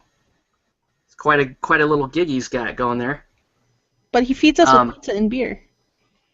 well, that's good. I would do that. I'd come over and paint his shit for pizza and beer. I'm all about that. I've done a couple of paint days here locally because the shops ask me for it. They're like, hey, can you come in? And, people ask for paint days. Can you come in and do that? And I'm like, okay, I'll do one. So I think this past year I did two. And sadly, they're not really well attended. Even though people ask for them. It's like, hey, can you do paint day? Do a paint day. And I'm like, okay, here's my paint day. Oh, I'm not going. I feel like I feel like online social painting is a lot easier for people. It's just way more convenient. Well, especially because you're at your own house. You've got all your shit here already. You don't Hmm. have to wear pants, Yeah, not wearing pants is a big deal. right? Yeah, I'm in favor of not wearing pants if you don't have to. Me too. So yeah, I see that, and it's just I don't know when G Plus came out and we started doing this whole thing, um, I just thought, hey, let's actually just do live painting, and I have fun doing this stuff. I go back and watch the show. I'll like run through it once after this thing uploads just to just kind of scan for anything weird or anything like that. And the shit that I say when I'm rambling and painting is hilarious because sometimes I just flat out don't make sense. I feel like that is me And every I think time we have a conversation. that's Like after editing myself for Geek Girl Weekly, I've noticed that I have some really obnoxious speech patterns. Like I leave like random just gaps in the middle of sentences for no apparent reason. And I have a huge respect for Dave, my co-host of Total Command, because he does all the editing for Total Command, and like he edits all three of us, and I was only editing myself, so like yeah, that's tedious work. so much more respect for him for doing that crap, because I am annoying to edit. I flat out don't like editing. I which is enjoy why I do it. this. I find myself very obnoxious.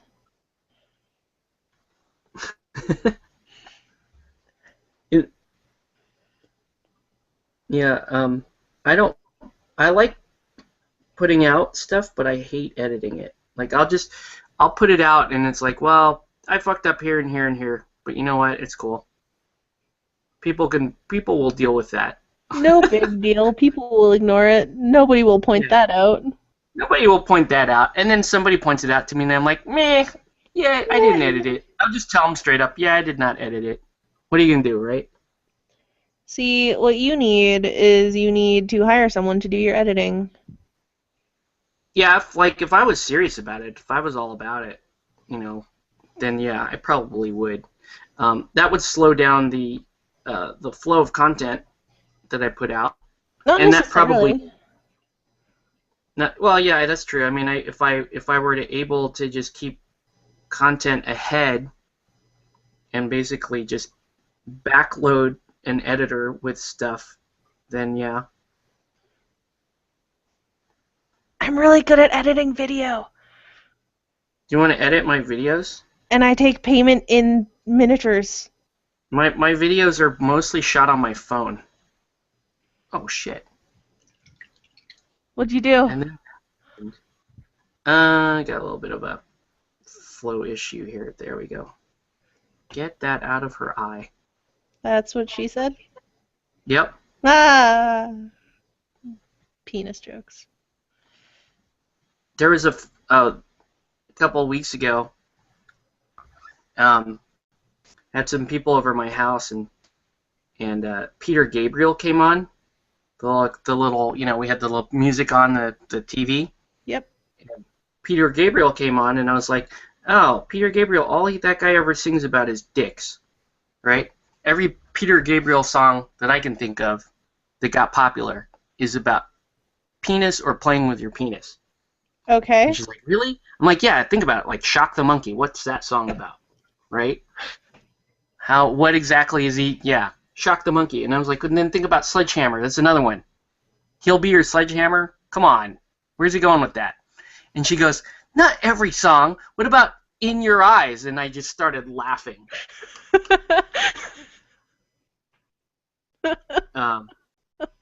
So, yeah. Yeah. So, anyways, that's what that reminded me of. But, so yeah, that's the take-home message tonight, folks. Every Peter Gabriel song is about penis. Go on. You can have that discussion now amongst yourselves. It's true. It's very true. It's so true. Oh my god.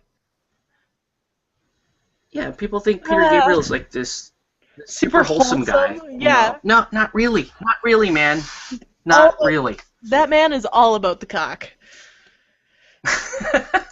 All right, let's see if what we have here. That are not being really offensive during my extra life stream, because I think my grandma's going to be watching it. Is she really? I think so, for a little bit at least. Okay, so this is my weekend plan. I'm going to a Doobie Brothers concert Friday night. I'm getting home. I am going to sleep. I am waking up at like 6 in the morning, having a shower, putting on makeup, doing my hair so I don't look like a troll all day, like I do right now. And then I'm going to be a nerd all day. Oh my god, I have so many prizes, dude, and they're not like just little shit either. Really? I'm giving away a copy of Dreadfleet. I'm giving away a copy of Tannhauser and the expansion for Tannhauser. Oh, that's pretty cool. Right? I'm giving away a huge Terraclips set. Like when I say huge, who donated this? Is this LGS stuff? No, this is all me and Grayson. This is stuff that we had that, like, it's all been opened and some of it has been, like, looked at and kind of prepared a little bit, but it's never been played. This is all stuff that we have in our dork room. Like, our spare bedroom in our house is full of dork shit. Nice. So we're doing some spring cleaning and donating a bunch of stuff to Extra Life. I like Tannhauser. I may have to Well, donate to try to get in on that Tannhauser. and don't donate anonymously. Yeah, we'll see. Well, I don't know. I like Tannhauser, but yeah. I'm only $90 away from my goal. Are you? We'll get Yeah. that. That's easy. Well, now that you said you've got like more shit to give away, and you're going to be streaming. Oh, and I'm giving away another game, another DS game. I'm giving away Fire Emblem as well. That's cool. I don't know like any of the. I don't Um, know these strange Nintendo games that you guys play. hey, maybe you'll win the strange Nintendo. Maybe I'll win. Yeah. Oh, my light is flickering. That's the worst. I have this crappy light from IKEA, and there's a connection loose in it somewhere, and I don't know exactly where. But there's a loose connection, and it like flickers. Oh, It nice. makes me angry. So you could, best case scenario, lose your painting light, or you could get electrocuted. Thanks for that picture, Canvas. You could. Thanks. Did he send you a Shock the Monkey picture? No, he sent me something else, and I'll link it to you later. That's funny. Fuck it, I'll just send it to you now. Yeah.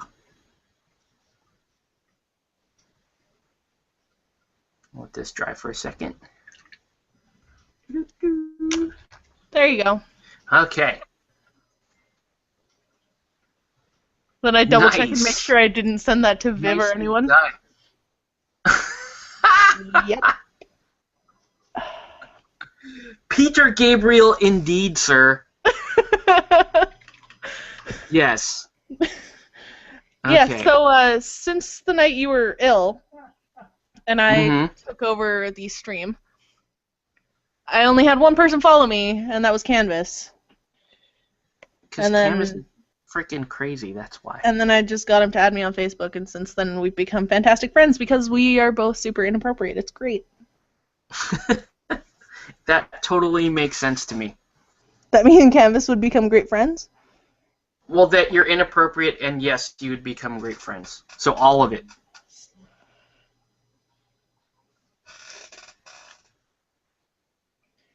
God, this miniature is taking me way too long to paint. Why am I... Yeah, I've been going pretty slow lately, but that's Are okay. you okay I don't know. over there? What's that? Grayson's sitting at his computer, like, almost in tears. I think someone said something ridiculous in guild chat or something. Apparently there's ongoing bullshit happening in our guild chat. Nice. So you guys still playing WoW? We are still playing WoW. Wow. Wow. I'll probably be playing a little bit of WoW during my live stream. And keeping probably it fresh. lots of Blood Bowl. I don't know how much Blood Bowl I'm actually going to end up playing. I want to play at least one game. You and I... Hey!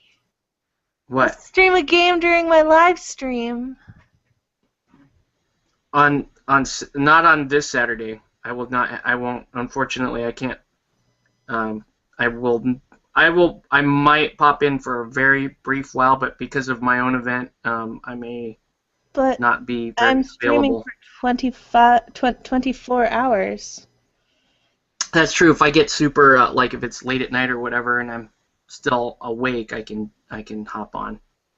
We can And play. then Yeah. the week after, I'm streaming for 25 hours.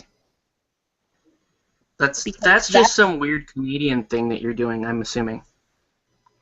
Hmm? I'm assuming that's just some weird. No, it's Extra Life. Like 25. Why 25? Because of the time, Yeah. daylight savings time. Oh. So I am streaming Okay. from 8 till 8. And daylight savings is happening at 3 in the morning. So I get an extra hour.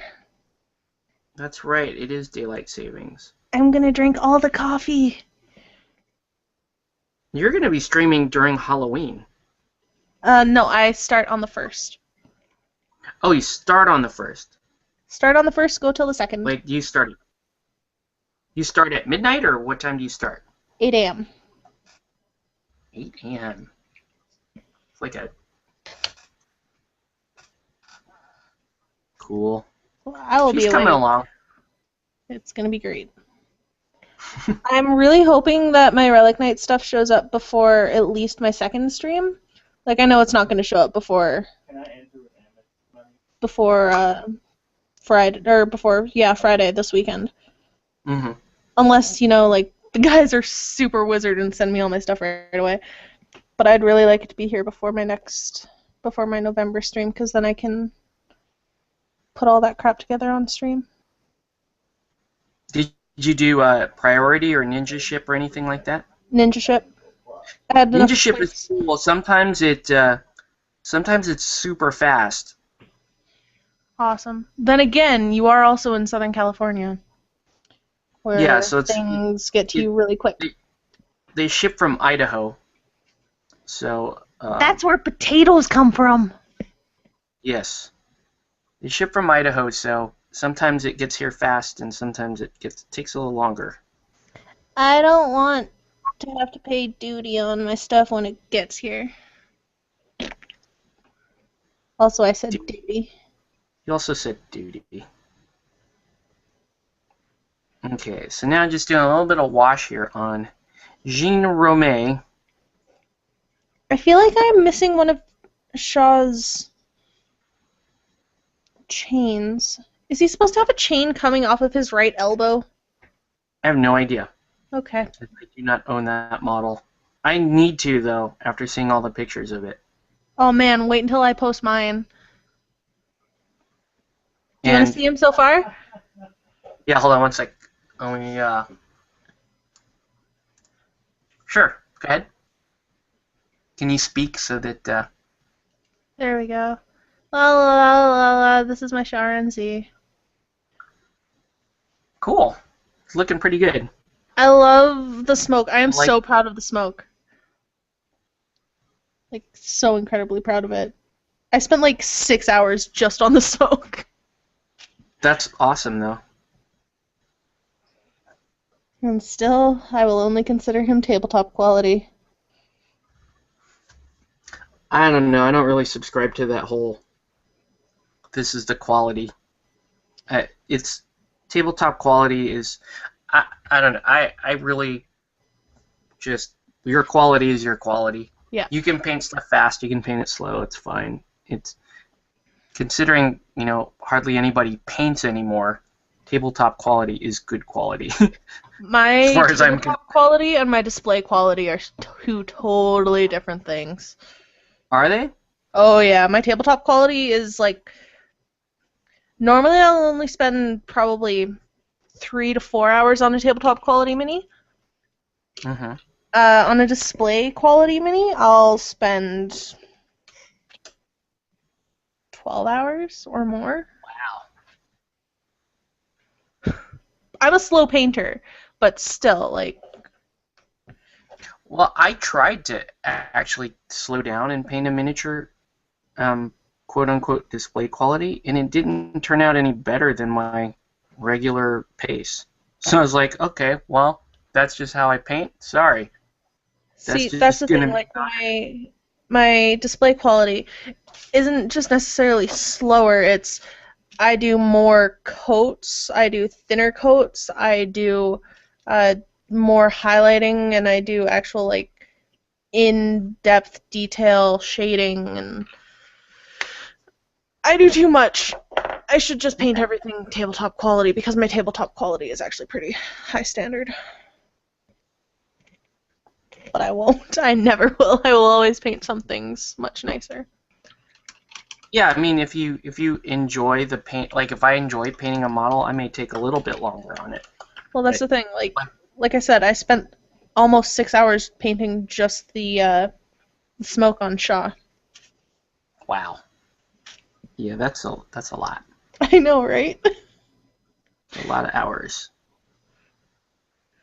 What could I have done in 6 hours? I could have gone to sleep and have woken up for my next day in 6 hours. That's what I could have done. Could have had a full night's sleep. Peter Gabriel song in 6 hours. Peter Gabriel song is going to be code for bad things now. Peter Gabriel song is going to be code for sex. Like, oh man, Oh man, I Sometimes, Peter Gabrieled so hard last night, guys. sometimes, yeah. Whoa, you got Peter Gabriel so hard right there. Oh That's just man, gonna you become. really Peter Gabrieled up right then. Sold. I am so sold with that. We need to make this a thing, Octave. Damn. How did he just Peter Gabriel all over that? It's terrible. Ew. How you live with yourself? This is See, the thing horrible. is, you say that, and then all I can picture is the picture that Canvas sent me. It was like, gross and icky and gross.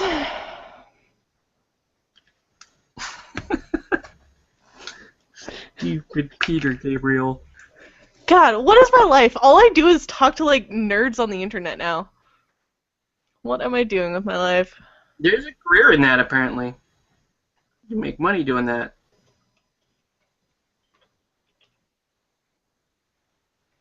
Yeah. I should try to do that. Why not? If you really enjoy doing it. Well, I talk to you and your brother almost every day now. Oh, my brother is crazy though. True. True dat. I talk to people from all over the world every day. Like I've started talking to David in France, which Oh, is nice. awesome because he's a really That guy's sweet dude. fucking brilliant. Right? I'm like super fanboy for him.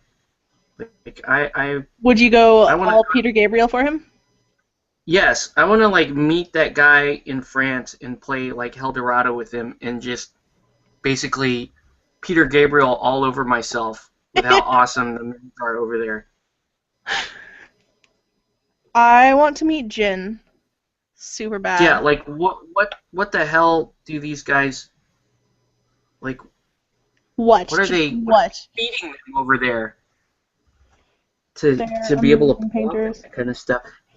Yeah, and like Spain too. You know, Spanish painters are freaking amazing. French painters are amazing. How come we suck over here, America? Hey, America people. hey, I'm not American. What? I didn't say you sucked. I said America.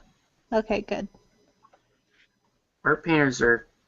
I mean, we have okay painters here, but I think for the most part we're overrated, dude. People think they're, oh, he's such a good painter, and then they show like gin stuff to anybody, and their skulls will just fucking pop out of their faces. Like, what the hell?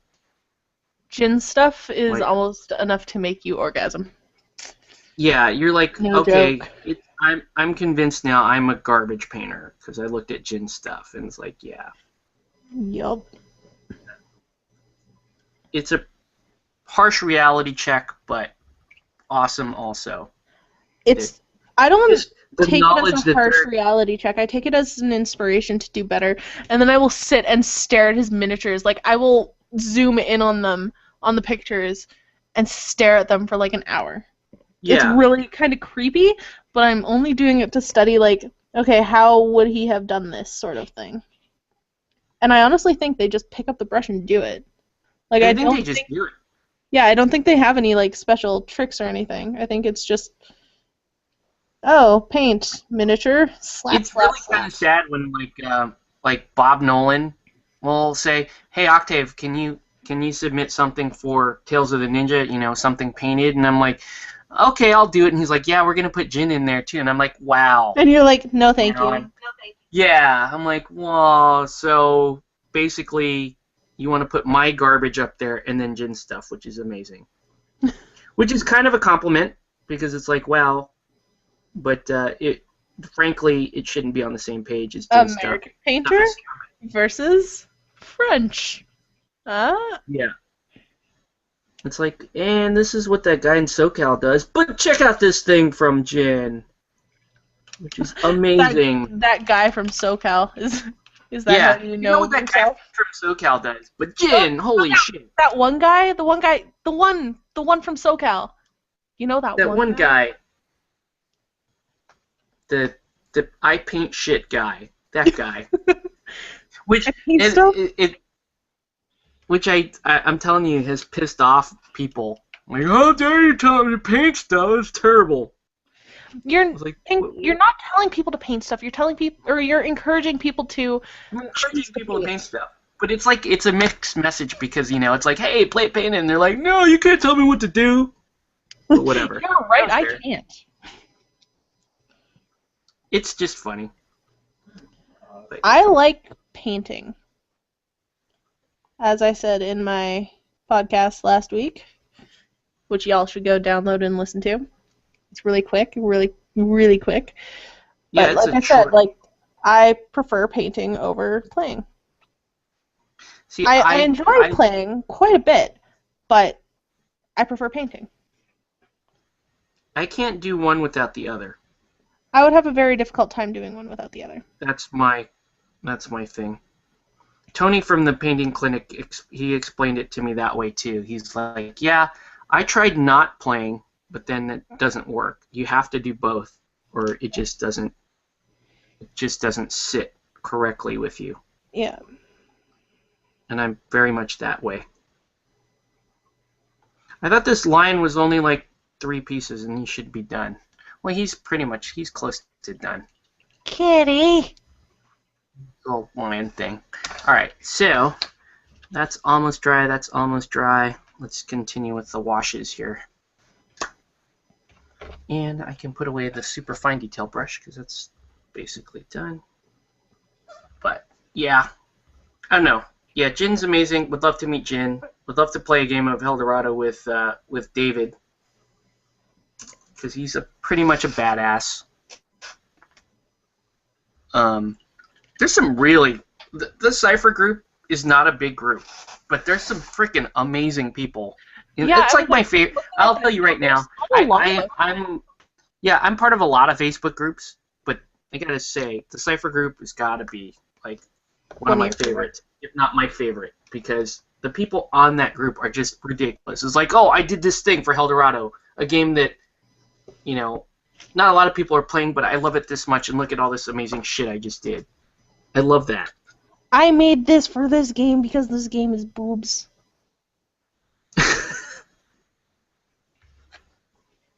Your wife uses tits as a compliment, right? Yeah. I remember us having that conversation. Yeah. Yeah, that's a regular part of her vernacular. She loves to she'll just say it's tits, because that's cool. Because why not? Because she has them and she's allowed to use it as a regular word. Yeah, you can say tits. Some people say titty balls. Which is also kind of cool. Titty balls. Any other comments? No comments. I guess people are painting. They had better be. If you're not painting, I'm going to find you. And folks are painting. Are they just... Or they're just listening to us talk about random stuff. They're like, what the hell? Most circular conversations ever on the show. You and I have such circular conversations, it's not even funny. I really only rotate through like 3 or 4 topics, and sometimes there's a new information and sometimes there's not. So you rotate between boobs and gaming. Boobs, gaming. Nerd rage. And being a YouTuber / podcaster. And then sometimes there's sometimes we'll get to talking about the new hotness that's coming out. I'm surprised Phil isn't on, because we would be talking about Arena Rex. What is that? You need to explain that shit to me. I was going to ask you about that because I've seen pictures and it looks beautiful. Yeah, Arena Rex is freaking amazing. This is a gladiatorial combat game that was kickstarted by Red Republic Games. Late Kickstarter, which is a big shock, I know. Miniature game being late, yeah. But the quality is top notch. These are resin 35 millimeter miniatures. I'm trying to remember how many factions there are. I want to say there's somewhere between 4 and 6 right now. And the system itself is pretty cool. You play with a handful of models each side, and you play in an arena. And one of the unique mechanics about the game is they have what are called damage trees, right? Kind of like Eldorado, where there's a power chart, but unlike Eldorado, what happens is based on the number of hits that your character scores against another model, you navigate down a tree, and the tree branches out. So you can pick effects or you can pick additional damage depending on how that character is lined up. So you can do things like pushes, you can do secondary effects, or you can keep stacking damage on an opponent model. Very fun mechanic. It's basically a success. It's similar to the like Mantic setup where you have a number of successes that you roll for. The other guy has a number of defenses that he rolls for, and then that determines the number of hits, and you work your way down the damage tree. But really, the draw to the game are the models, which are freaking amazing. And Red Republic spend an inordinate amount of time making sure these models are some of the best models you've ever seen. And so, so Phil and I, Phil was the guy that actually discovered it, and I want to say maybe 2 years ago he sent that over to me. We both jumped in pretty big on the Kickstarter, and he did the wise thing, and he decided not to put any of the delayed models on his pledge so that he could get all of his stuff immediately, whereas I was like, no, I'm going to wait for everything, so I'm still waiting on all my stuff because I'm not smart, and he's smart. But you wanted fancy shit. I wanted fancy shit. Well, okay, I'll tell you guys right now. The weight of my heart for a miniatures game, like to get me in, is to make a mat for the game. Like the Relic Knights mat, I'm fucking in if you're going to do that. If you're going to make a mat, I'm in. And they made a mat for Arena Rex, and I was like, I'm in no matter what. I want this mat. It's super cool. Actually, I need to do another review on another mat because I got another mat in to review. But yeah, so Arena Rex made this arena mat, and I think I got 2 of them. And they were like, oh, well, the mats are delayed. And I was like, okay, I will wait then. I will wait. Whereas Phil was like, no, wait. Yeah, as long as it takes. I just want my stupid mat. Please give me a mat, please. And so I'm waiting for my stuff. Phil has all his stuff. Corey has his stuff, yeah. And I'm still waiting on a mat because it's that big a deal for me. But yeah, Arena Rex is it's a game that we've been waiting on for a very, very, very long time. The miniatures look beautiful. Like the pictures that I've seen from Phil. Just gorgeous. They're fantastic, yeah. And with this Extra Life event being like one of my last Ninja events for the year, we're going to be doing our what we call our off-season games, which are not necessarily Ninja games. So Arena Rex is one, Saga is another one, maybe a little Infinity. I'm going to try Infinity. I do not like Infinity. Yeah, okay, my opinion on Infinity thus far is I love the models. I painted up an LF starter because I wanted fembots, because boobs. Doesn't want fembots. Because boobs, yeah. And but I went and watched people play, and whenever I see people playing it, they just argue the shit out of that game. It's like there's that. And all you ever see. Such a rules-heavy game, like too many frickin' rules. Too many. Yeah. So that was my impression of the themselves. Drives me up a flippin' wall. I'm not a fan of Infinity. Yeah, so that's why I never played it. I painted up some, and I loved painting it, but I never played a game. And one of the local guys is telling me, oh, 3.0, apparently they fixed a lot of this stuff.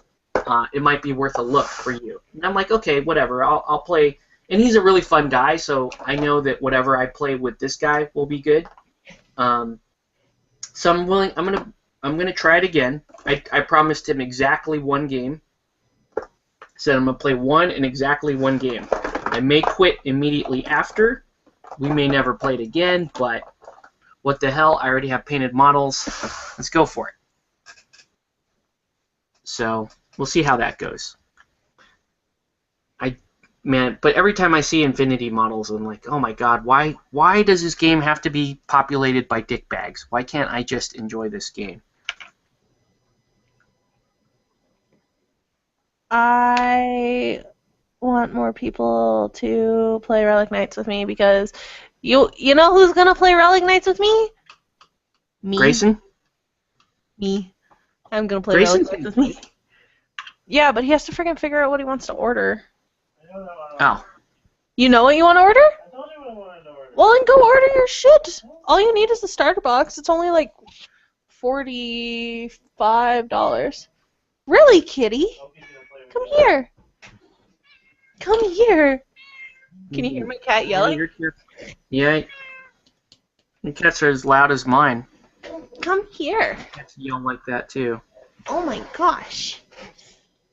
I woke him up when I yelled at Grayson, and now he wants snuggles. Of course he does. Hi. So yeah, off-season stuff. We're gonna play Infinity. I may actually play. Another one of my friends says that the new Dystopian Legions is out, and I own some Dystopian Legions. I was actually gonna sell some. And he's like, no, you want to try the rules before you do that. So we'll also be trying that game out because I already have models for it. And I played the original Dystopian Legions, and it's an okay game. It does scale up to a full-scale war game, like a 40K or a larger War Machine game. Yeah. And I think in that setting, it's pretty good. As a skirmish game, which it's supposed to be able to enjoy it as, I didn't find it to be that great.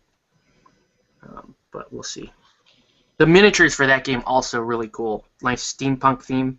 Yeah. To Dystopian Legions. But I hate exploding dice. I don't know why. I'm not a fan.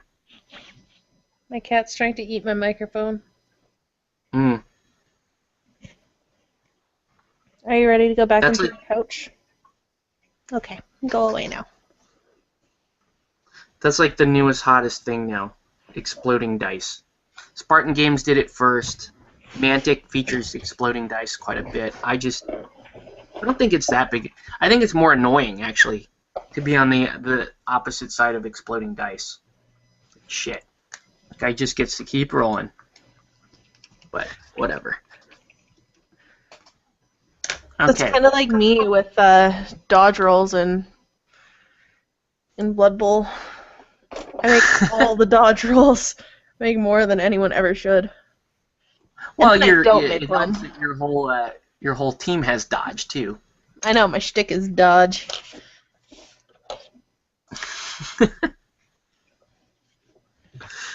And we're sometimes good at it. So Sometimes we're really bad at it.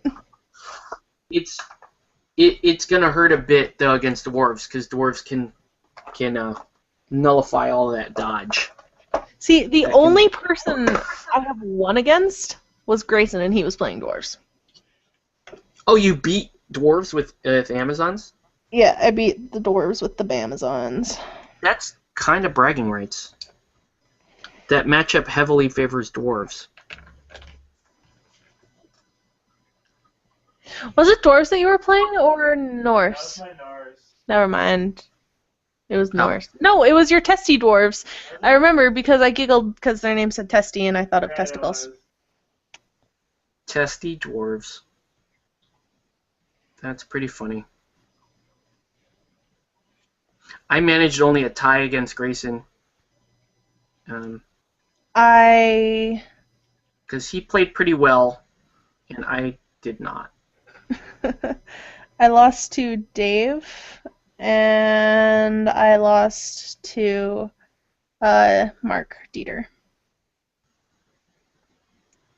Mark plays a lot of Blood Bowl, so I would expect him to be good. I knew he did, and I told him he had to be nice to me because it was like my third game ever. It's hard to throttle back on Blood Bowl. It is, because if you throttle back a bit, you risk like injuring or killing your own guys. So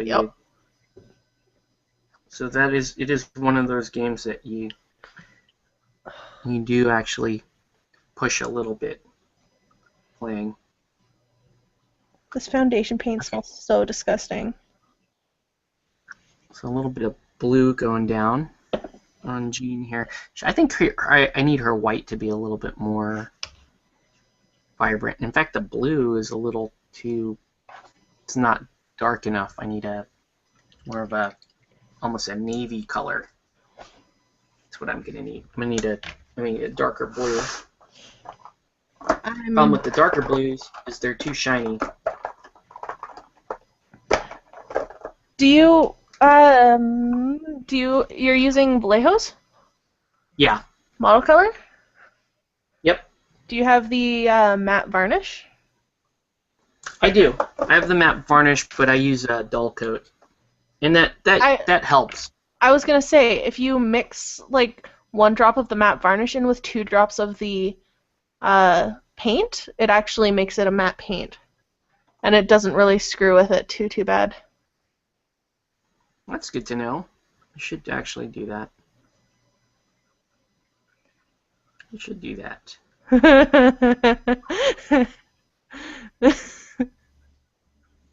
I'm sharing something with you, Octave. What?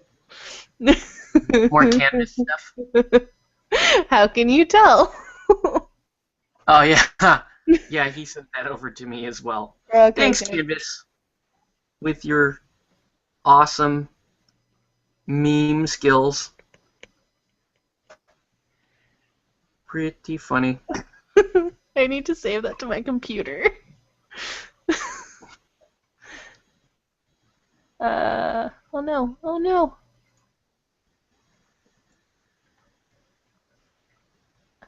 How do I download pictures?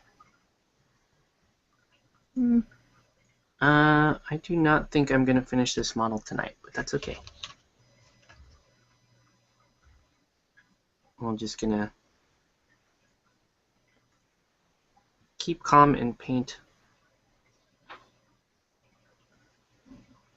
I don't know how to save pictures from the Facebook. You can download them, I think. I don't know how, though. You, like, click on them and download. I don't know.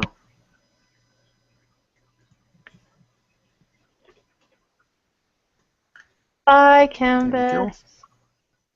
go. So, yeah, I'm gonna. I guess I'll work on the banner another day, but here's where I'm at with her so far. Been pretty good. I may try to freehand something on there, but I don't know. We'll see how it goes. So yeah, we're a little over 2 hours anyway, and I think I'm gonna call it a night. Oh, Actually, I didn't even notice. We'll stop the broadcast, and I'll do a little bit more painting, and then I'll call it a night. But yeah, let me reload comments. Oh, we got 5 people watching. Fuck it, let's just keep painting. I don't care. Yeah, keep painting. There's people that Let's like just keep us. painting. Screw it. Screw it. Screw it. I don't know how this is gonna look. So I painted his hair like an orange, and I think I'm gonna wash it with purple. That's interesting. I have no idea how that would look. It's happening. Go big or go home. Sure, why not? Nice. Worst can have. I mean, you may end up having to repaint if it's that bad, but I doubt it. It actually looks pretty neat. I'm re-dyeing my hair tomorrow so that it's not all faded and gross for my stream. It's pretty serious there. I know, right? Lots of prep. Well, it's just slapping some pink on my hair.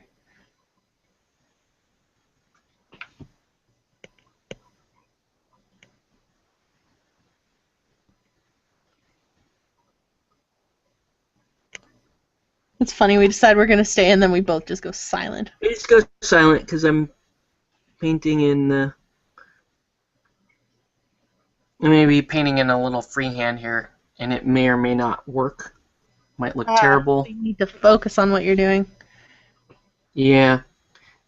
It's, I don't know. It might work. I'm just gonna go for it. Go big or go home. Yeah. That's my motto with Blood Bowl too. It's not like I'm painting this for anybody but me anyway, so.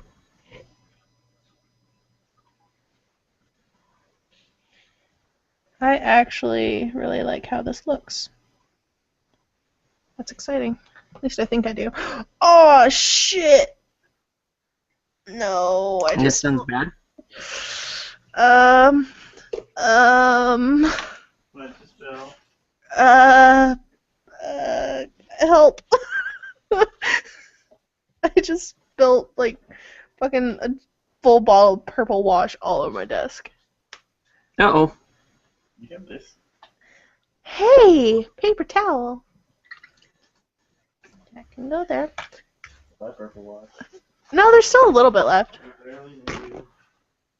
That's not true. We've used this purple wash a million times. Not more. Amazing by Kay Amante. What's up, Kay? Welcome to the show. Yes, come hang out with us where the stupid Canadian spills purple wash all over her desk. God. Super Canadian. God, what an idiot. Oh, I made that way small, but I don't care. Are you going to Adepticon? I don't know. I put it myself at like a 25 or 30% chance of going, because if the wife and I decide that we're gonna work on child number 2 and she's pregnant, which is fairly likely, then probably not gonna go. But let's see. I really want to go to Adepticon. I'm trying to figure out a way for it to be financially feasible for me to go. Yeah. I hear Because that. like for you it's like it's a big trek for you. Mm-hmm. But But you don't have to get a passport and shit in order to go. right. I can actually try to like loop it into a work trip. Because I go out to Chicago around that time of year. But yeah, the main thing is like being away from the The wife and the child. Bring them with you. Yeah, I don't know that being out in Chicago when it's nice and cold is a thing for my wife. All right. She likes Chicago, but I guess it does get kind of chilly there, doesn't it?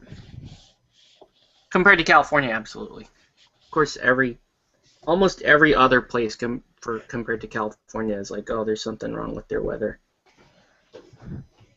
You guys should come up here in the middle of winter. No thanks. We get 8 feet of snow sometimes. Last year, Yeah, in one day, we got 3 feet of snow. It was awesome. Our car could not get through it, so we had to call in sick for work because there was no possible way for us to, get to work. Yeah, that doesn't sound so good. Really, not really a The part selling. is that's kind of an average winter for us. Yeah, if it gets below like 60 degrees here, we freak out. That's like a serious problem. People die. I don't know what 60 degrees is in Celsius. Oh.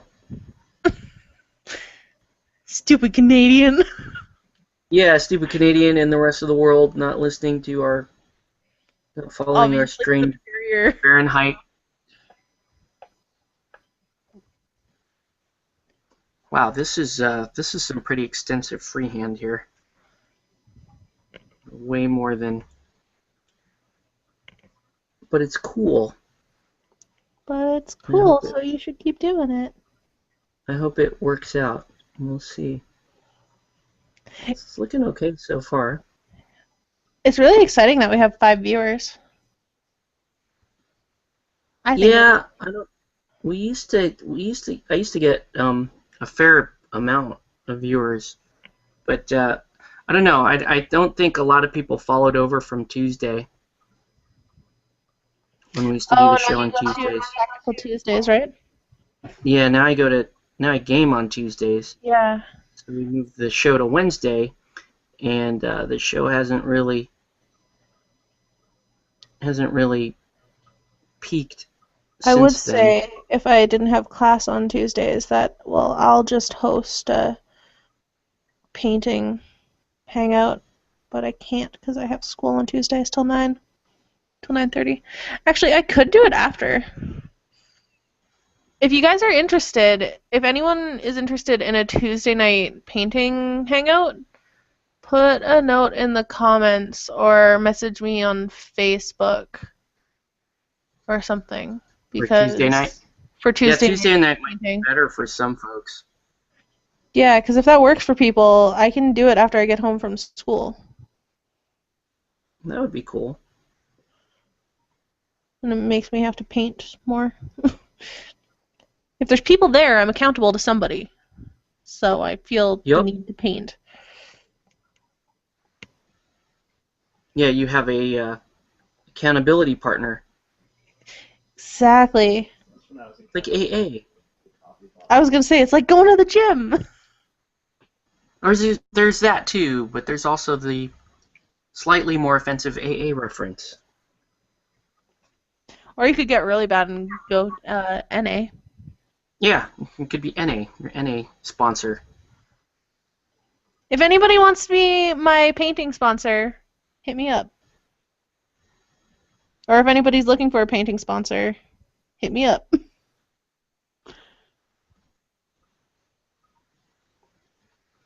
Yeah, but Tuesday was pretty good. We used to have a fair amount of viewers on Tuesday. Uh, oh, somebody's asking, one of my cousins is asking me for something, which I will give him in a minute here. I don't know if he's watching my show. I doubt it. Just happens to be a coincidence. Okay, so I have this symbol painted on here, which absolutely none of you guys can see. I want But to it's see. basically, let's see if I can, you can't really see it. I'm going to flesh the whole thing out. Oh, it was so close to focusing and you moved it. Damn. Sorry. Yeah, let me paint in the rest of the banner now. And then, so this banner is going to be blue. So you can see I basically just cut out the outline, and then now I'm going to come and fill out the whole thing. And I'm just slapping some wash on a dude.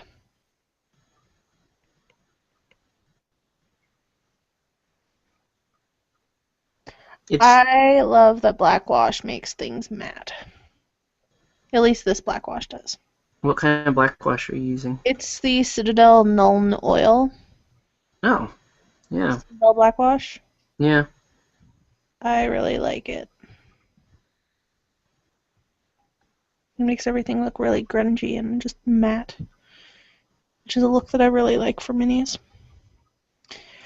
I don't know how I want to paint my Westerners. Oh, you have Westerners now? Or not Westerners, my Mercs. Dave has Westerners.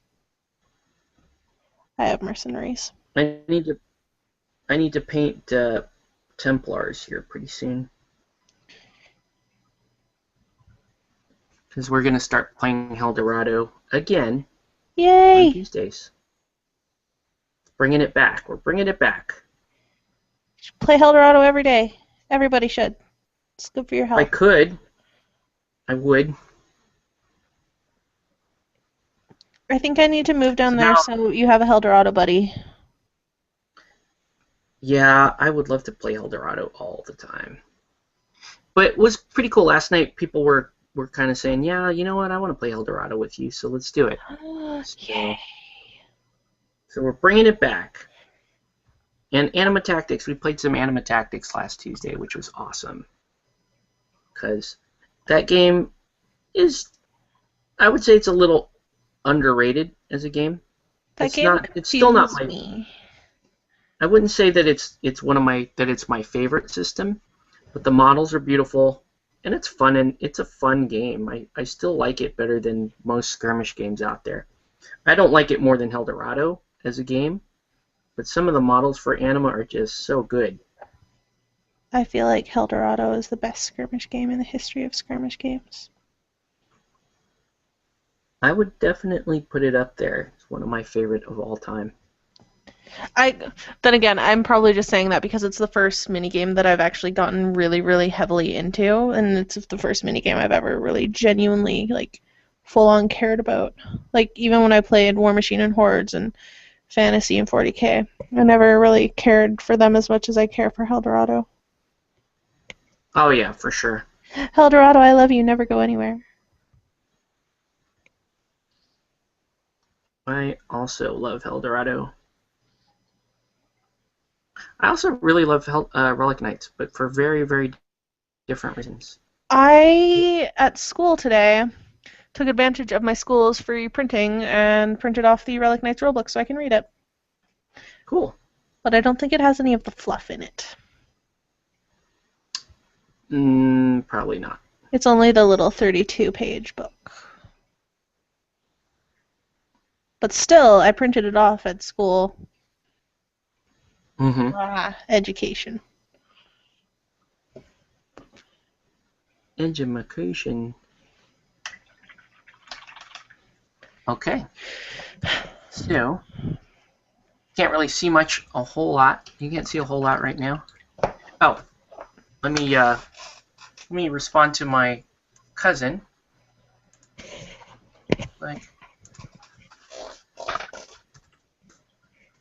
Let's see, 909.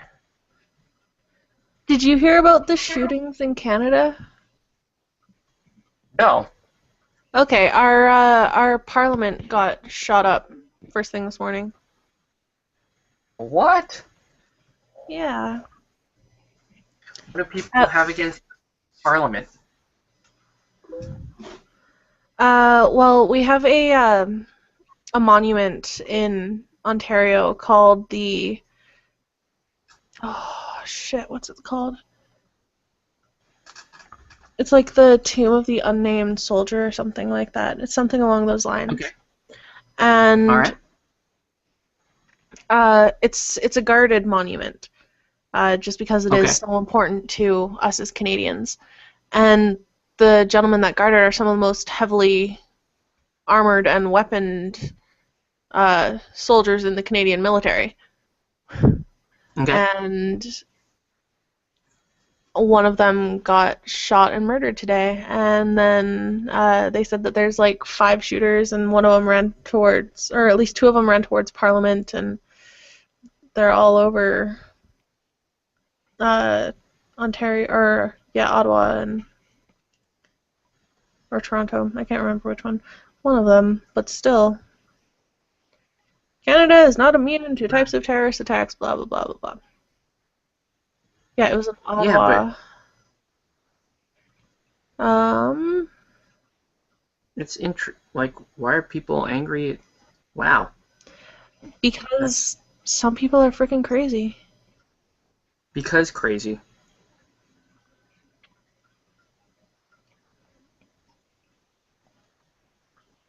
Okay, so first coat of blue is down.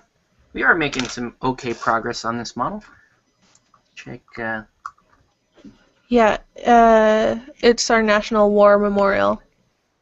And a soldier was killed first thing this morning. So that's basically been our day here up in the frozen wastes. Interesting.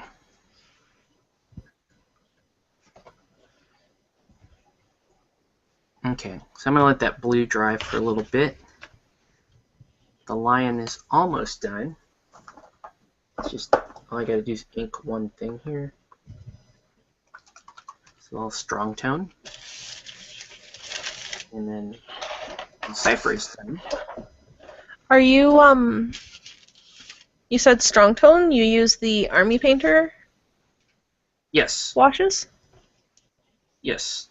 I like them. I have not tried them. I've heard some people don't like them. They work out really well for me.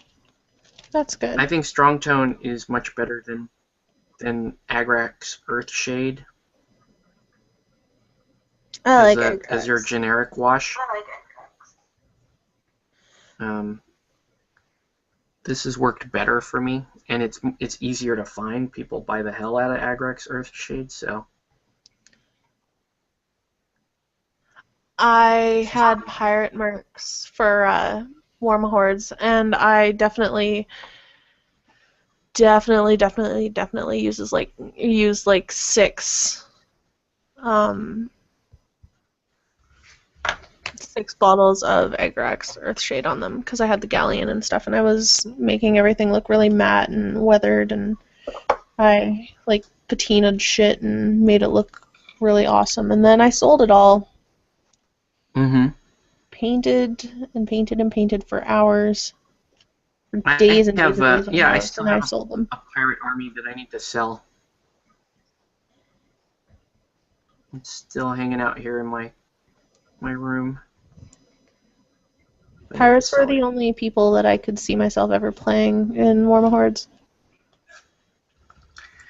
Yeah, I got pirates and I got Ret, and then the super smart guys came up to me and said, "No, those factions are both bad. They're not. Those are not good factions to play."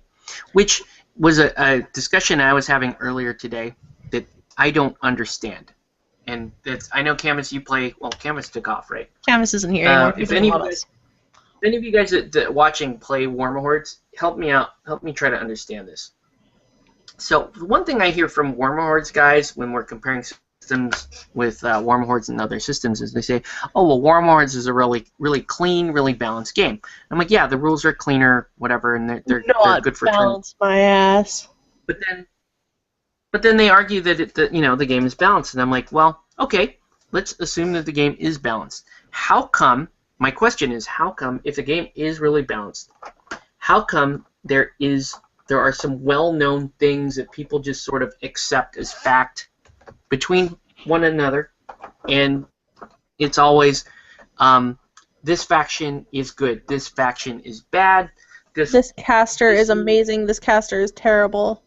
Yeah, and like, well, is that really a balanced game, or is it just more? Is it a self-aware game? Because and there's no problem with that. If your game is if your game isn't balanced, but everybody playing sort of knows, okay, this is like Blood Bowl, right? There are tiers in Blood Bowl because you know that, for example, halflings are not a good team, and Shut up, they are the best. they don't make any excuses about it.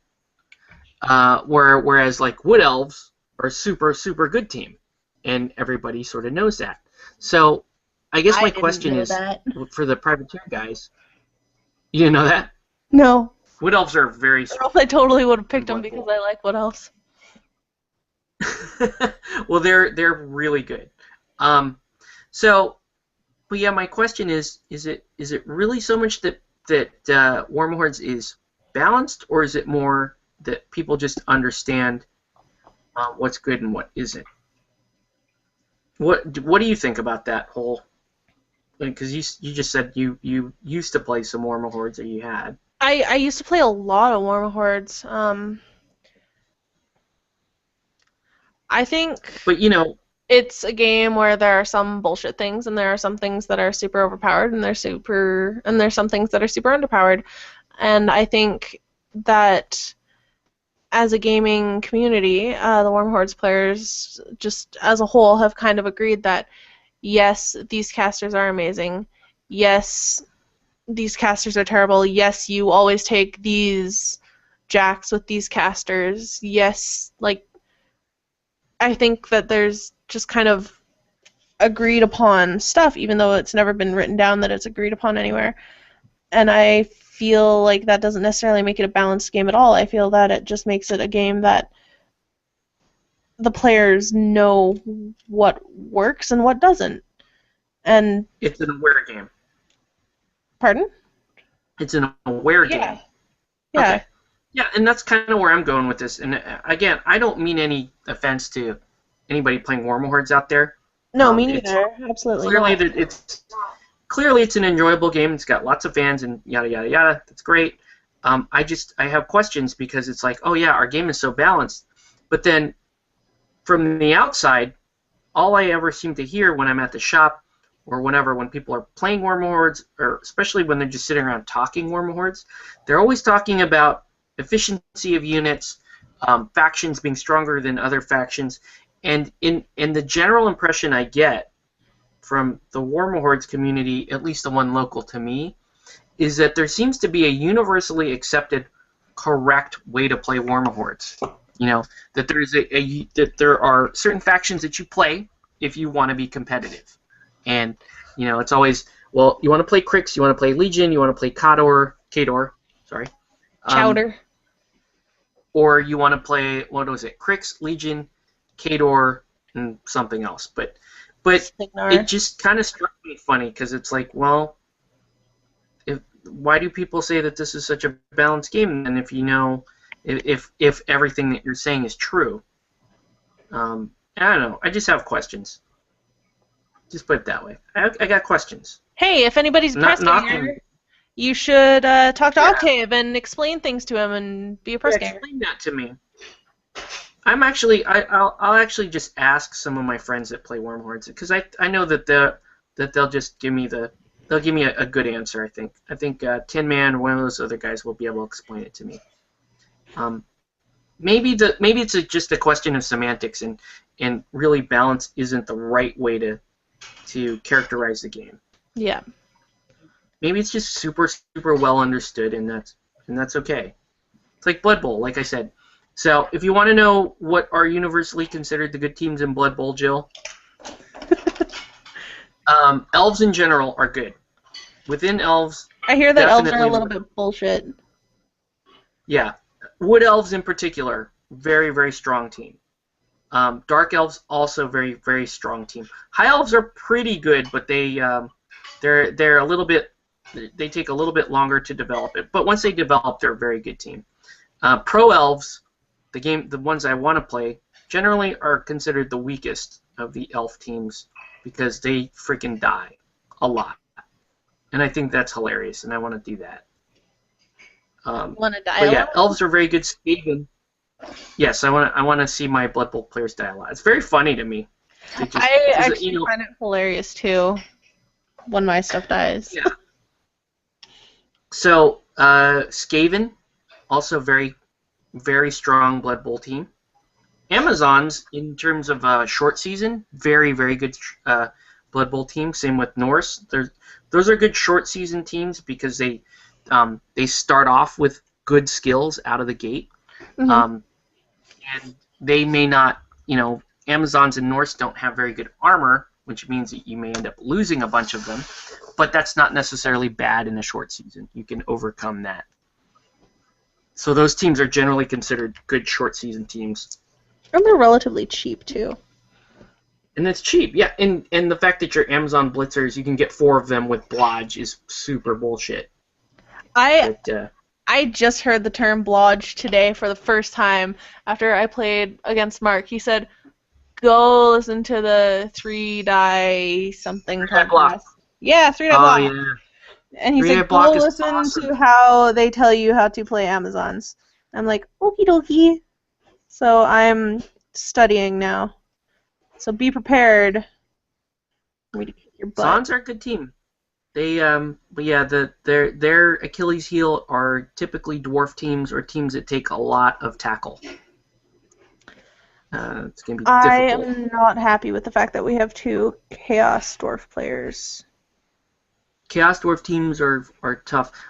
Well, the good news for Chaos Dwarf teams is they take a little bit longer to develop, but they're strong. That's a very strong roster. Last season, Phil took me out of the playoffs in the first round with his Chaos Dwarf team, and I was undefeated until that point. So Chaos Dwarves are definitely got to be careful for them. I'm gonna kick your butt. I got High Elves. I'm gonna have a hard time putting any of the girls down on the pitch. that's going to be a difficult thing. My girls? Yeah. Yes. I love them. I love them so. Did you look at the names of my girls? I named each Oh and no, every I one of them. haven't. I haven't been on the. I haven't looked at the league stuff yet at all. Really, I submitted my team and haven't really had time to look at it yet. I took the time to name each and every one of them Yes. because why wouldn't I do that? Because awesome. Obviously. Okay, freehand coming along. Stupid Holy crap, freehand. I may be Taking- just about done him. I'm gonna call him done.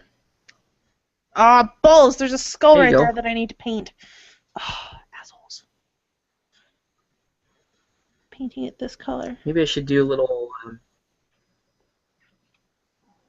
Yeah. I'm gonna do this like old school style. Freehand. I've just never been good at freehand. I have Never a ever. brown anywhere. I do have a brown out here somewhere. There it is. No, I'm not doing that. That I did love not work. my new water caddy. It has like this almost like a comb at the bottom, so you can like drag your bristles across it while you're trying to knock off the extra paint. I like So that. nice. And it's got like little slotty pockets for you to put your brush in so that the tip of your brush doesn't touch the bottom if you need to leave it in the water for an extended period of time. Cool. Yeah, right? Isn't that great? No more curved brush tips? Curved tips are the worst. No, I don't. That's why I do all natural bristle. I can't deal with curved brush tips. Even like the natural bristles that I use, like if I'm notorious for forgetting my brushes in the water. Ew. Yeah. Because like you use just like a little ramekin for your water, I see. I Yes. usually use like a drinking glass. And that makes it a lot easier to just leave the brush in there. I see. At least I think it does.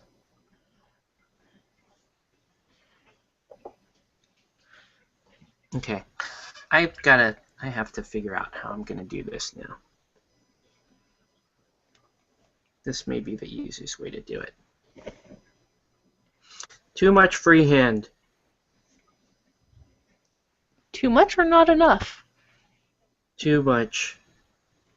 Or not enough? I can't stand freehand. Really? Cannot stand it.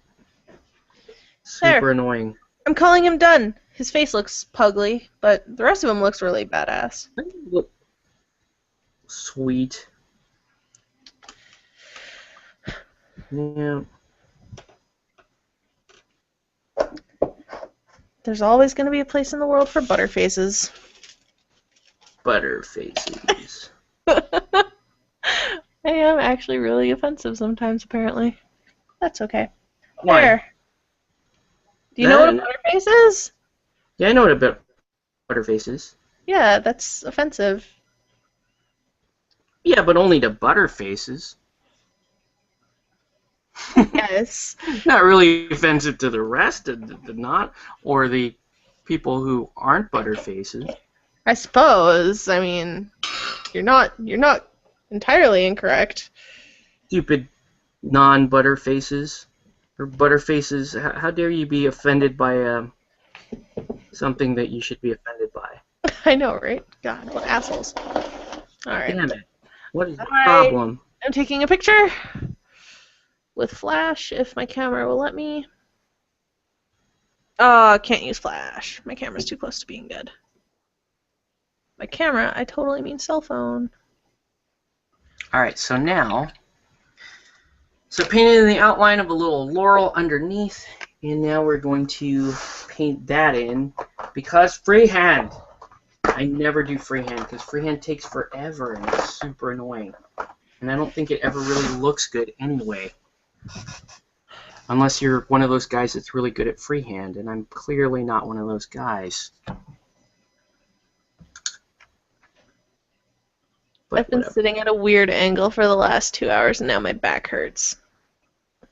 Yeah, a comfortable chair is super, super important. I really hope I can sit in this chair for 24 hours, 2 weekends in a row. Could you stand and play some of the games, or you could get one of those exercise balls and No, because sit I would on need to that? bounce, and then inevitably someone would say inappropriate things. No. Inevitably. I heard that's super good for your back. It is. It's really good for your back. I'll probably end up just, like, switching chairs at some point, stealing Grayson's computer chair when he goes to work. Grayson, how are you going to get to and from work during my live streams? Okay. How are you going to get to and from work? I'm supposed to... He can't drive right now, so I'm driving. And it's nothing he did. Like, he didn't, like, lose his license or anything. But he's just taking a break from driving. So I have to drive I was him. just saying, you could take a break from your stream. Although that some people I would. could. But then there's this wonderful gentleman named Robert Allen who will yell at me. And I don't like it when Robert Allen yells at me. Like, hey, just be like, bathroom break, and then drive him to work and come back and you go, whoa, I was trapped in the bathroom for a long time. Robert would know. He knows all. He's got secret wizard magic. And he'd just yell at me. So there's the crappy freehand, but it's kind of cool. Whatever. Pretty cool. I'm okay with it. I still need to do a little bit of white highlighting. I just don't want to. It's so clean without it. Then Doesn't don't. really. Yeah, it's clean. It doesn't look like a whole lot was done to the model, but it's nice and clean. In fact, I'm just gonna do a little teeny little yellow highlight and call it a day, and then just paint the black in, and then we're good. Good. I'm calling it a day. Yeah. I'm packing up because I'm hungry and I want to eat dinner. Tomorrow. Yeah. And you gotta save your strength for this weekend anyway. I haven't been falling asleep till like 2 or 3 in the morning every night anyways. And then I'm waking up at like 7. Well, then I usually go back to sleep for a couple hours. Kinda nice. I know. It's really nice. Alrighty. Now, you know what? I changed my... See, this is the problem. Now I'm just gonna add... I am gonna add that little... tiny, tiny little white highlight. And I'm gonna thin it so much that no one will know that it's there except for me. But it'll make you But I'll happy, be and that's what matters. Yeah, I'll be able to sleep at night. Oh, shoot. I just made it... That's not good. What'd you do? Oh, it should be okay. I mixed in... I just had a little bit of residual yellow on the brush, and so this white is just barely, well, off-white. But no one will know. You'll know. Because it's going to go on so thin. It's going to go on so thin, no one will know. I don't think anyone's even going to notice that I put this highlight on there. But I'll know. Exactly. Oh god, I have to record and edit still tonight. Damn it. And it's almost midnight. God. You better get going. Don't you have... I'm not trying to kick you off. I'm just saying... No, it's fine. 'Cause I am minutes from being done here. No, because I need to talk to you about stuff after stream. Oh, then in that case, let's just end the stream. Okay. Wait a minute. Let's reload comments one more time. Sorry, 3 people watching. Let's just check. Sorry, 3 people. We're tired. We have stuff to talk about. Any other comments? Minutes on the Sun. Hey, Octave, what's going on this weekend? Are you going to be in Baco? No, but my brother's going to be in Bakersfield. Heretic of You. Go to Bakersfield Comic-Con and check him out. It's going to be awesome. He's going to be running Super Dungeon Explorer. I would love to go, but actually my event is Saturday, and I'm in Orange County on Saturday. But yeah, I'm totally going to go up to Bakersfield sometime. We're going to meet up and game, dude. So thanks for popping on, man. Hope you and the little guy are doing good. I would hope. And yeah, please go visit my brother up at Bakersfield Comic-Con and donate to his Extra Life. If you donate to his Extra Life, you get entered into the draw for all of my stuff. Yeah. See how we just like, oh yeah, we're gonna plug. Yeah. My brother needs he could use a few donations his way. So, but yeah, your support's always good, man. Whatever. And I'm looking forward to seeing some of your sculpted stuff. It can be always super cool to look at. All right. So there's that. So I did put in this little highlight that no one will see except for me, and I'll be super happy about it. The paint rings on your mat are really mesmerizing. If like you're just kind of zoning out, they're kind of awesome. I love them. Okay, so final thing. I'm gonna paint the black, and then we're calling it. We're done. And then we're gonna plug all our things and then turn off the stream. Yeah, you can. In fact, why don't you do that now while I'm painting all of the black rings on the things and the stuff. Sounds like a plan. So if you guys enjoy listening to me mutter about random ass crap, you can find me at geekgirlweekly.com, where I host a quick little podcast about the geek shit in my life. You can find me at total-command.com, where myself, my friend Dave, and my husband all get together and we discuss a wonderful game called Eldorado. Come like things that I'm involved in because I'm fun. And the more you like, the more I'll make more content. And donate to Extra Life, because I have such crap that I need to send away to people, and I don't want it all to go to one person. I want it to be kind of spread out throughout the world. So donate to my Extra Life, or any of the smaller guys involved in the Play It Painted Extra Life team. Not Octave, though, because he's already like got all the monies. No, I do agree with that. That we need to spread the wealth. Spread the wealth out. Yes.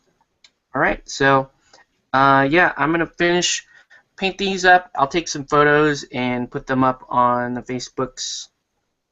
And by the way, if you guys are not following Play It Painted on Facebook, just type in Play It Painted. Visit our page. That's where I normally put whatever I'm painting or working on. In addition to like any of the other, like the Cypher Facebook group or SoCal Ninja or anything like that, that's where we are. So for the most part, you want to check out the Play It Painted Facebook page, or just keep watching the channel because I'm super happy about that too. So I think that's going to be it for this episode. Thanks guys for watching, and we will catch you on the next one. Good night, everybody.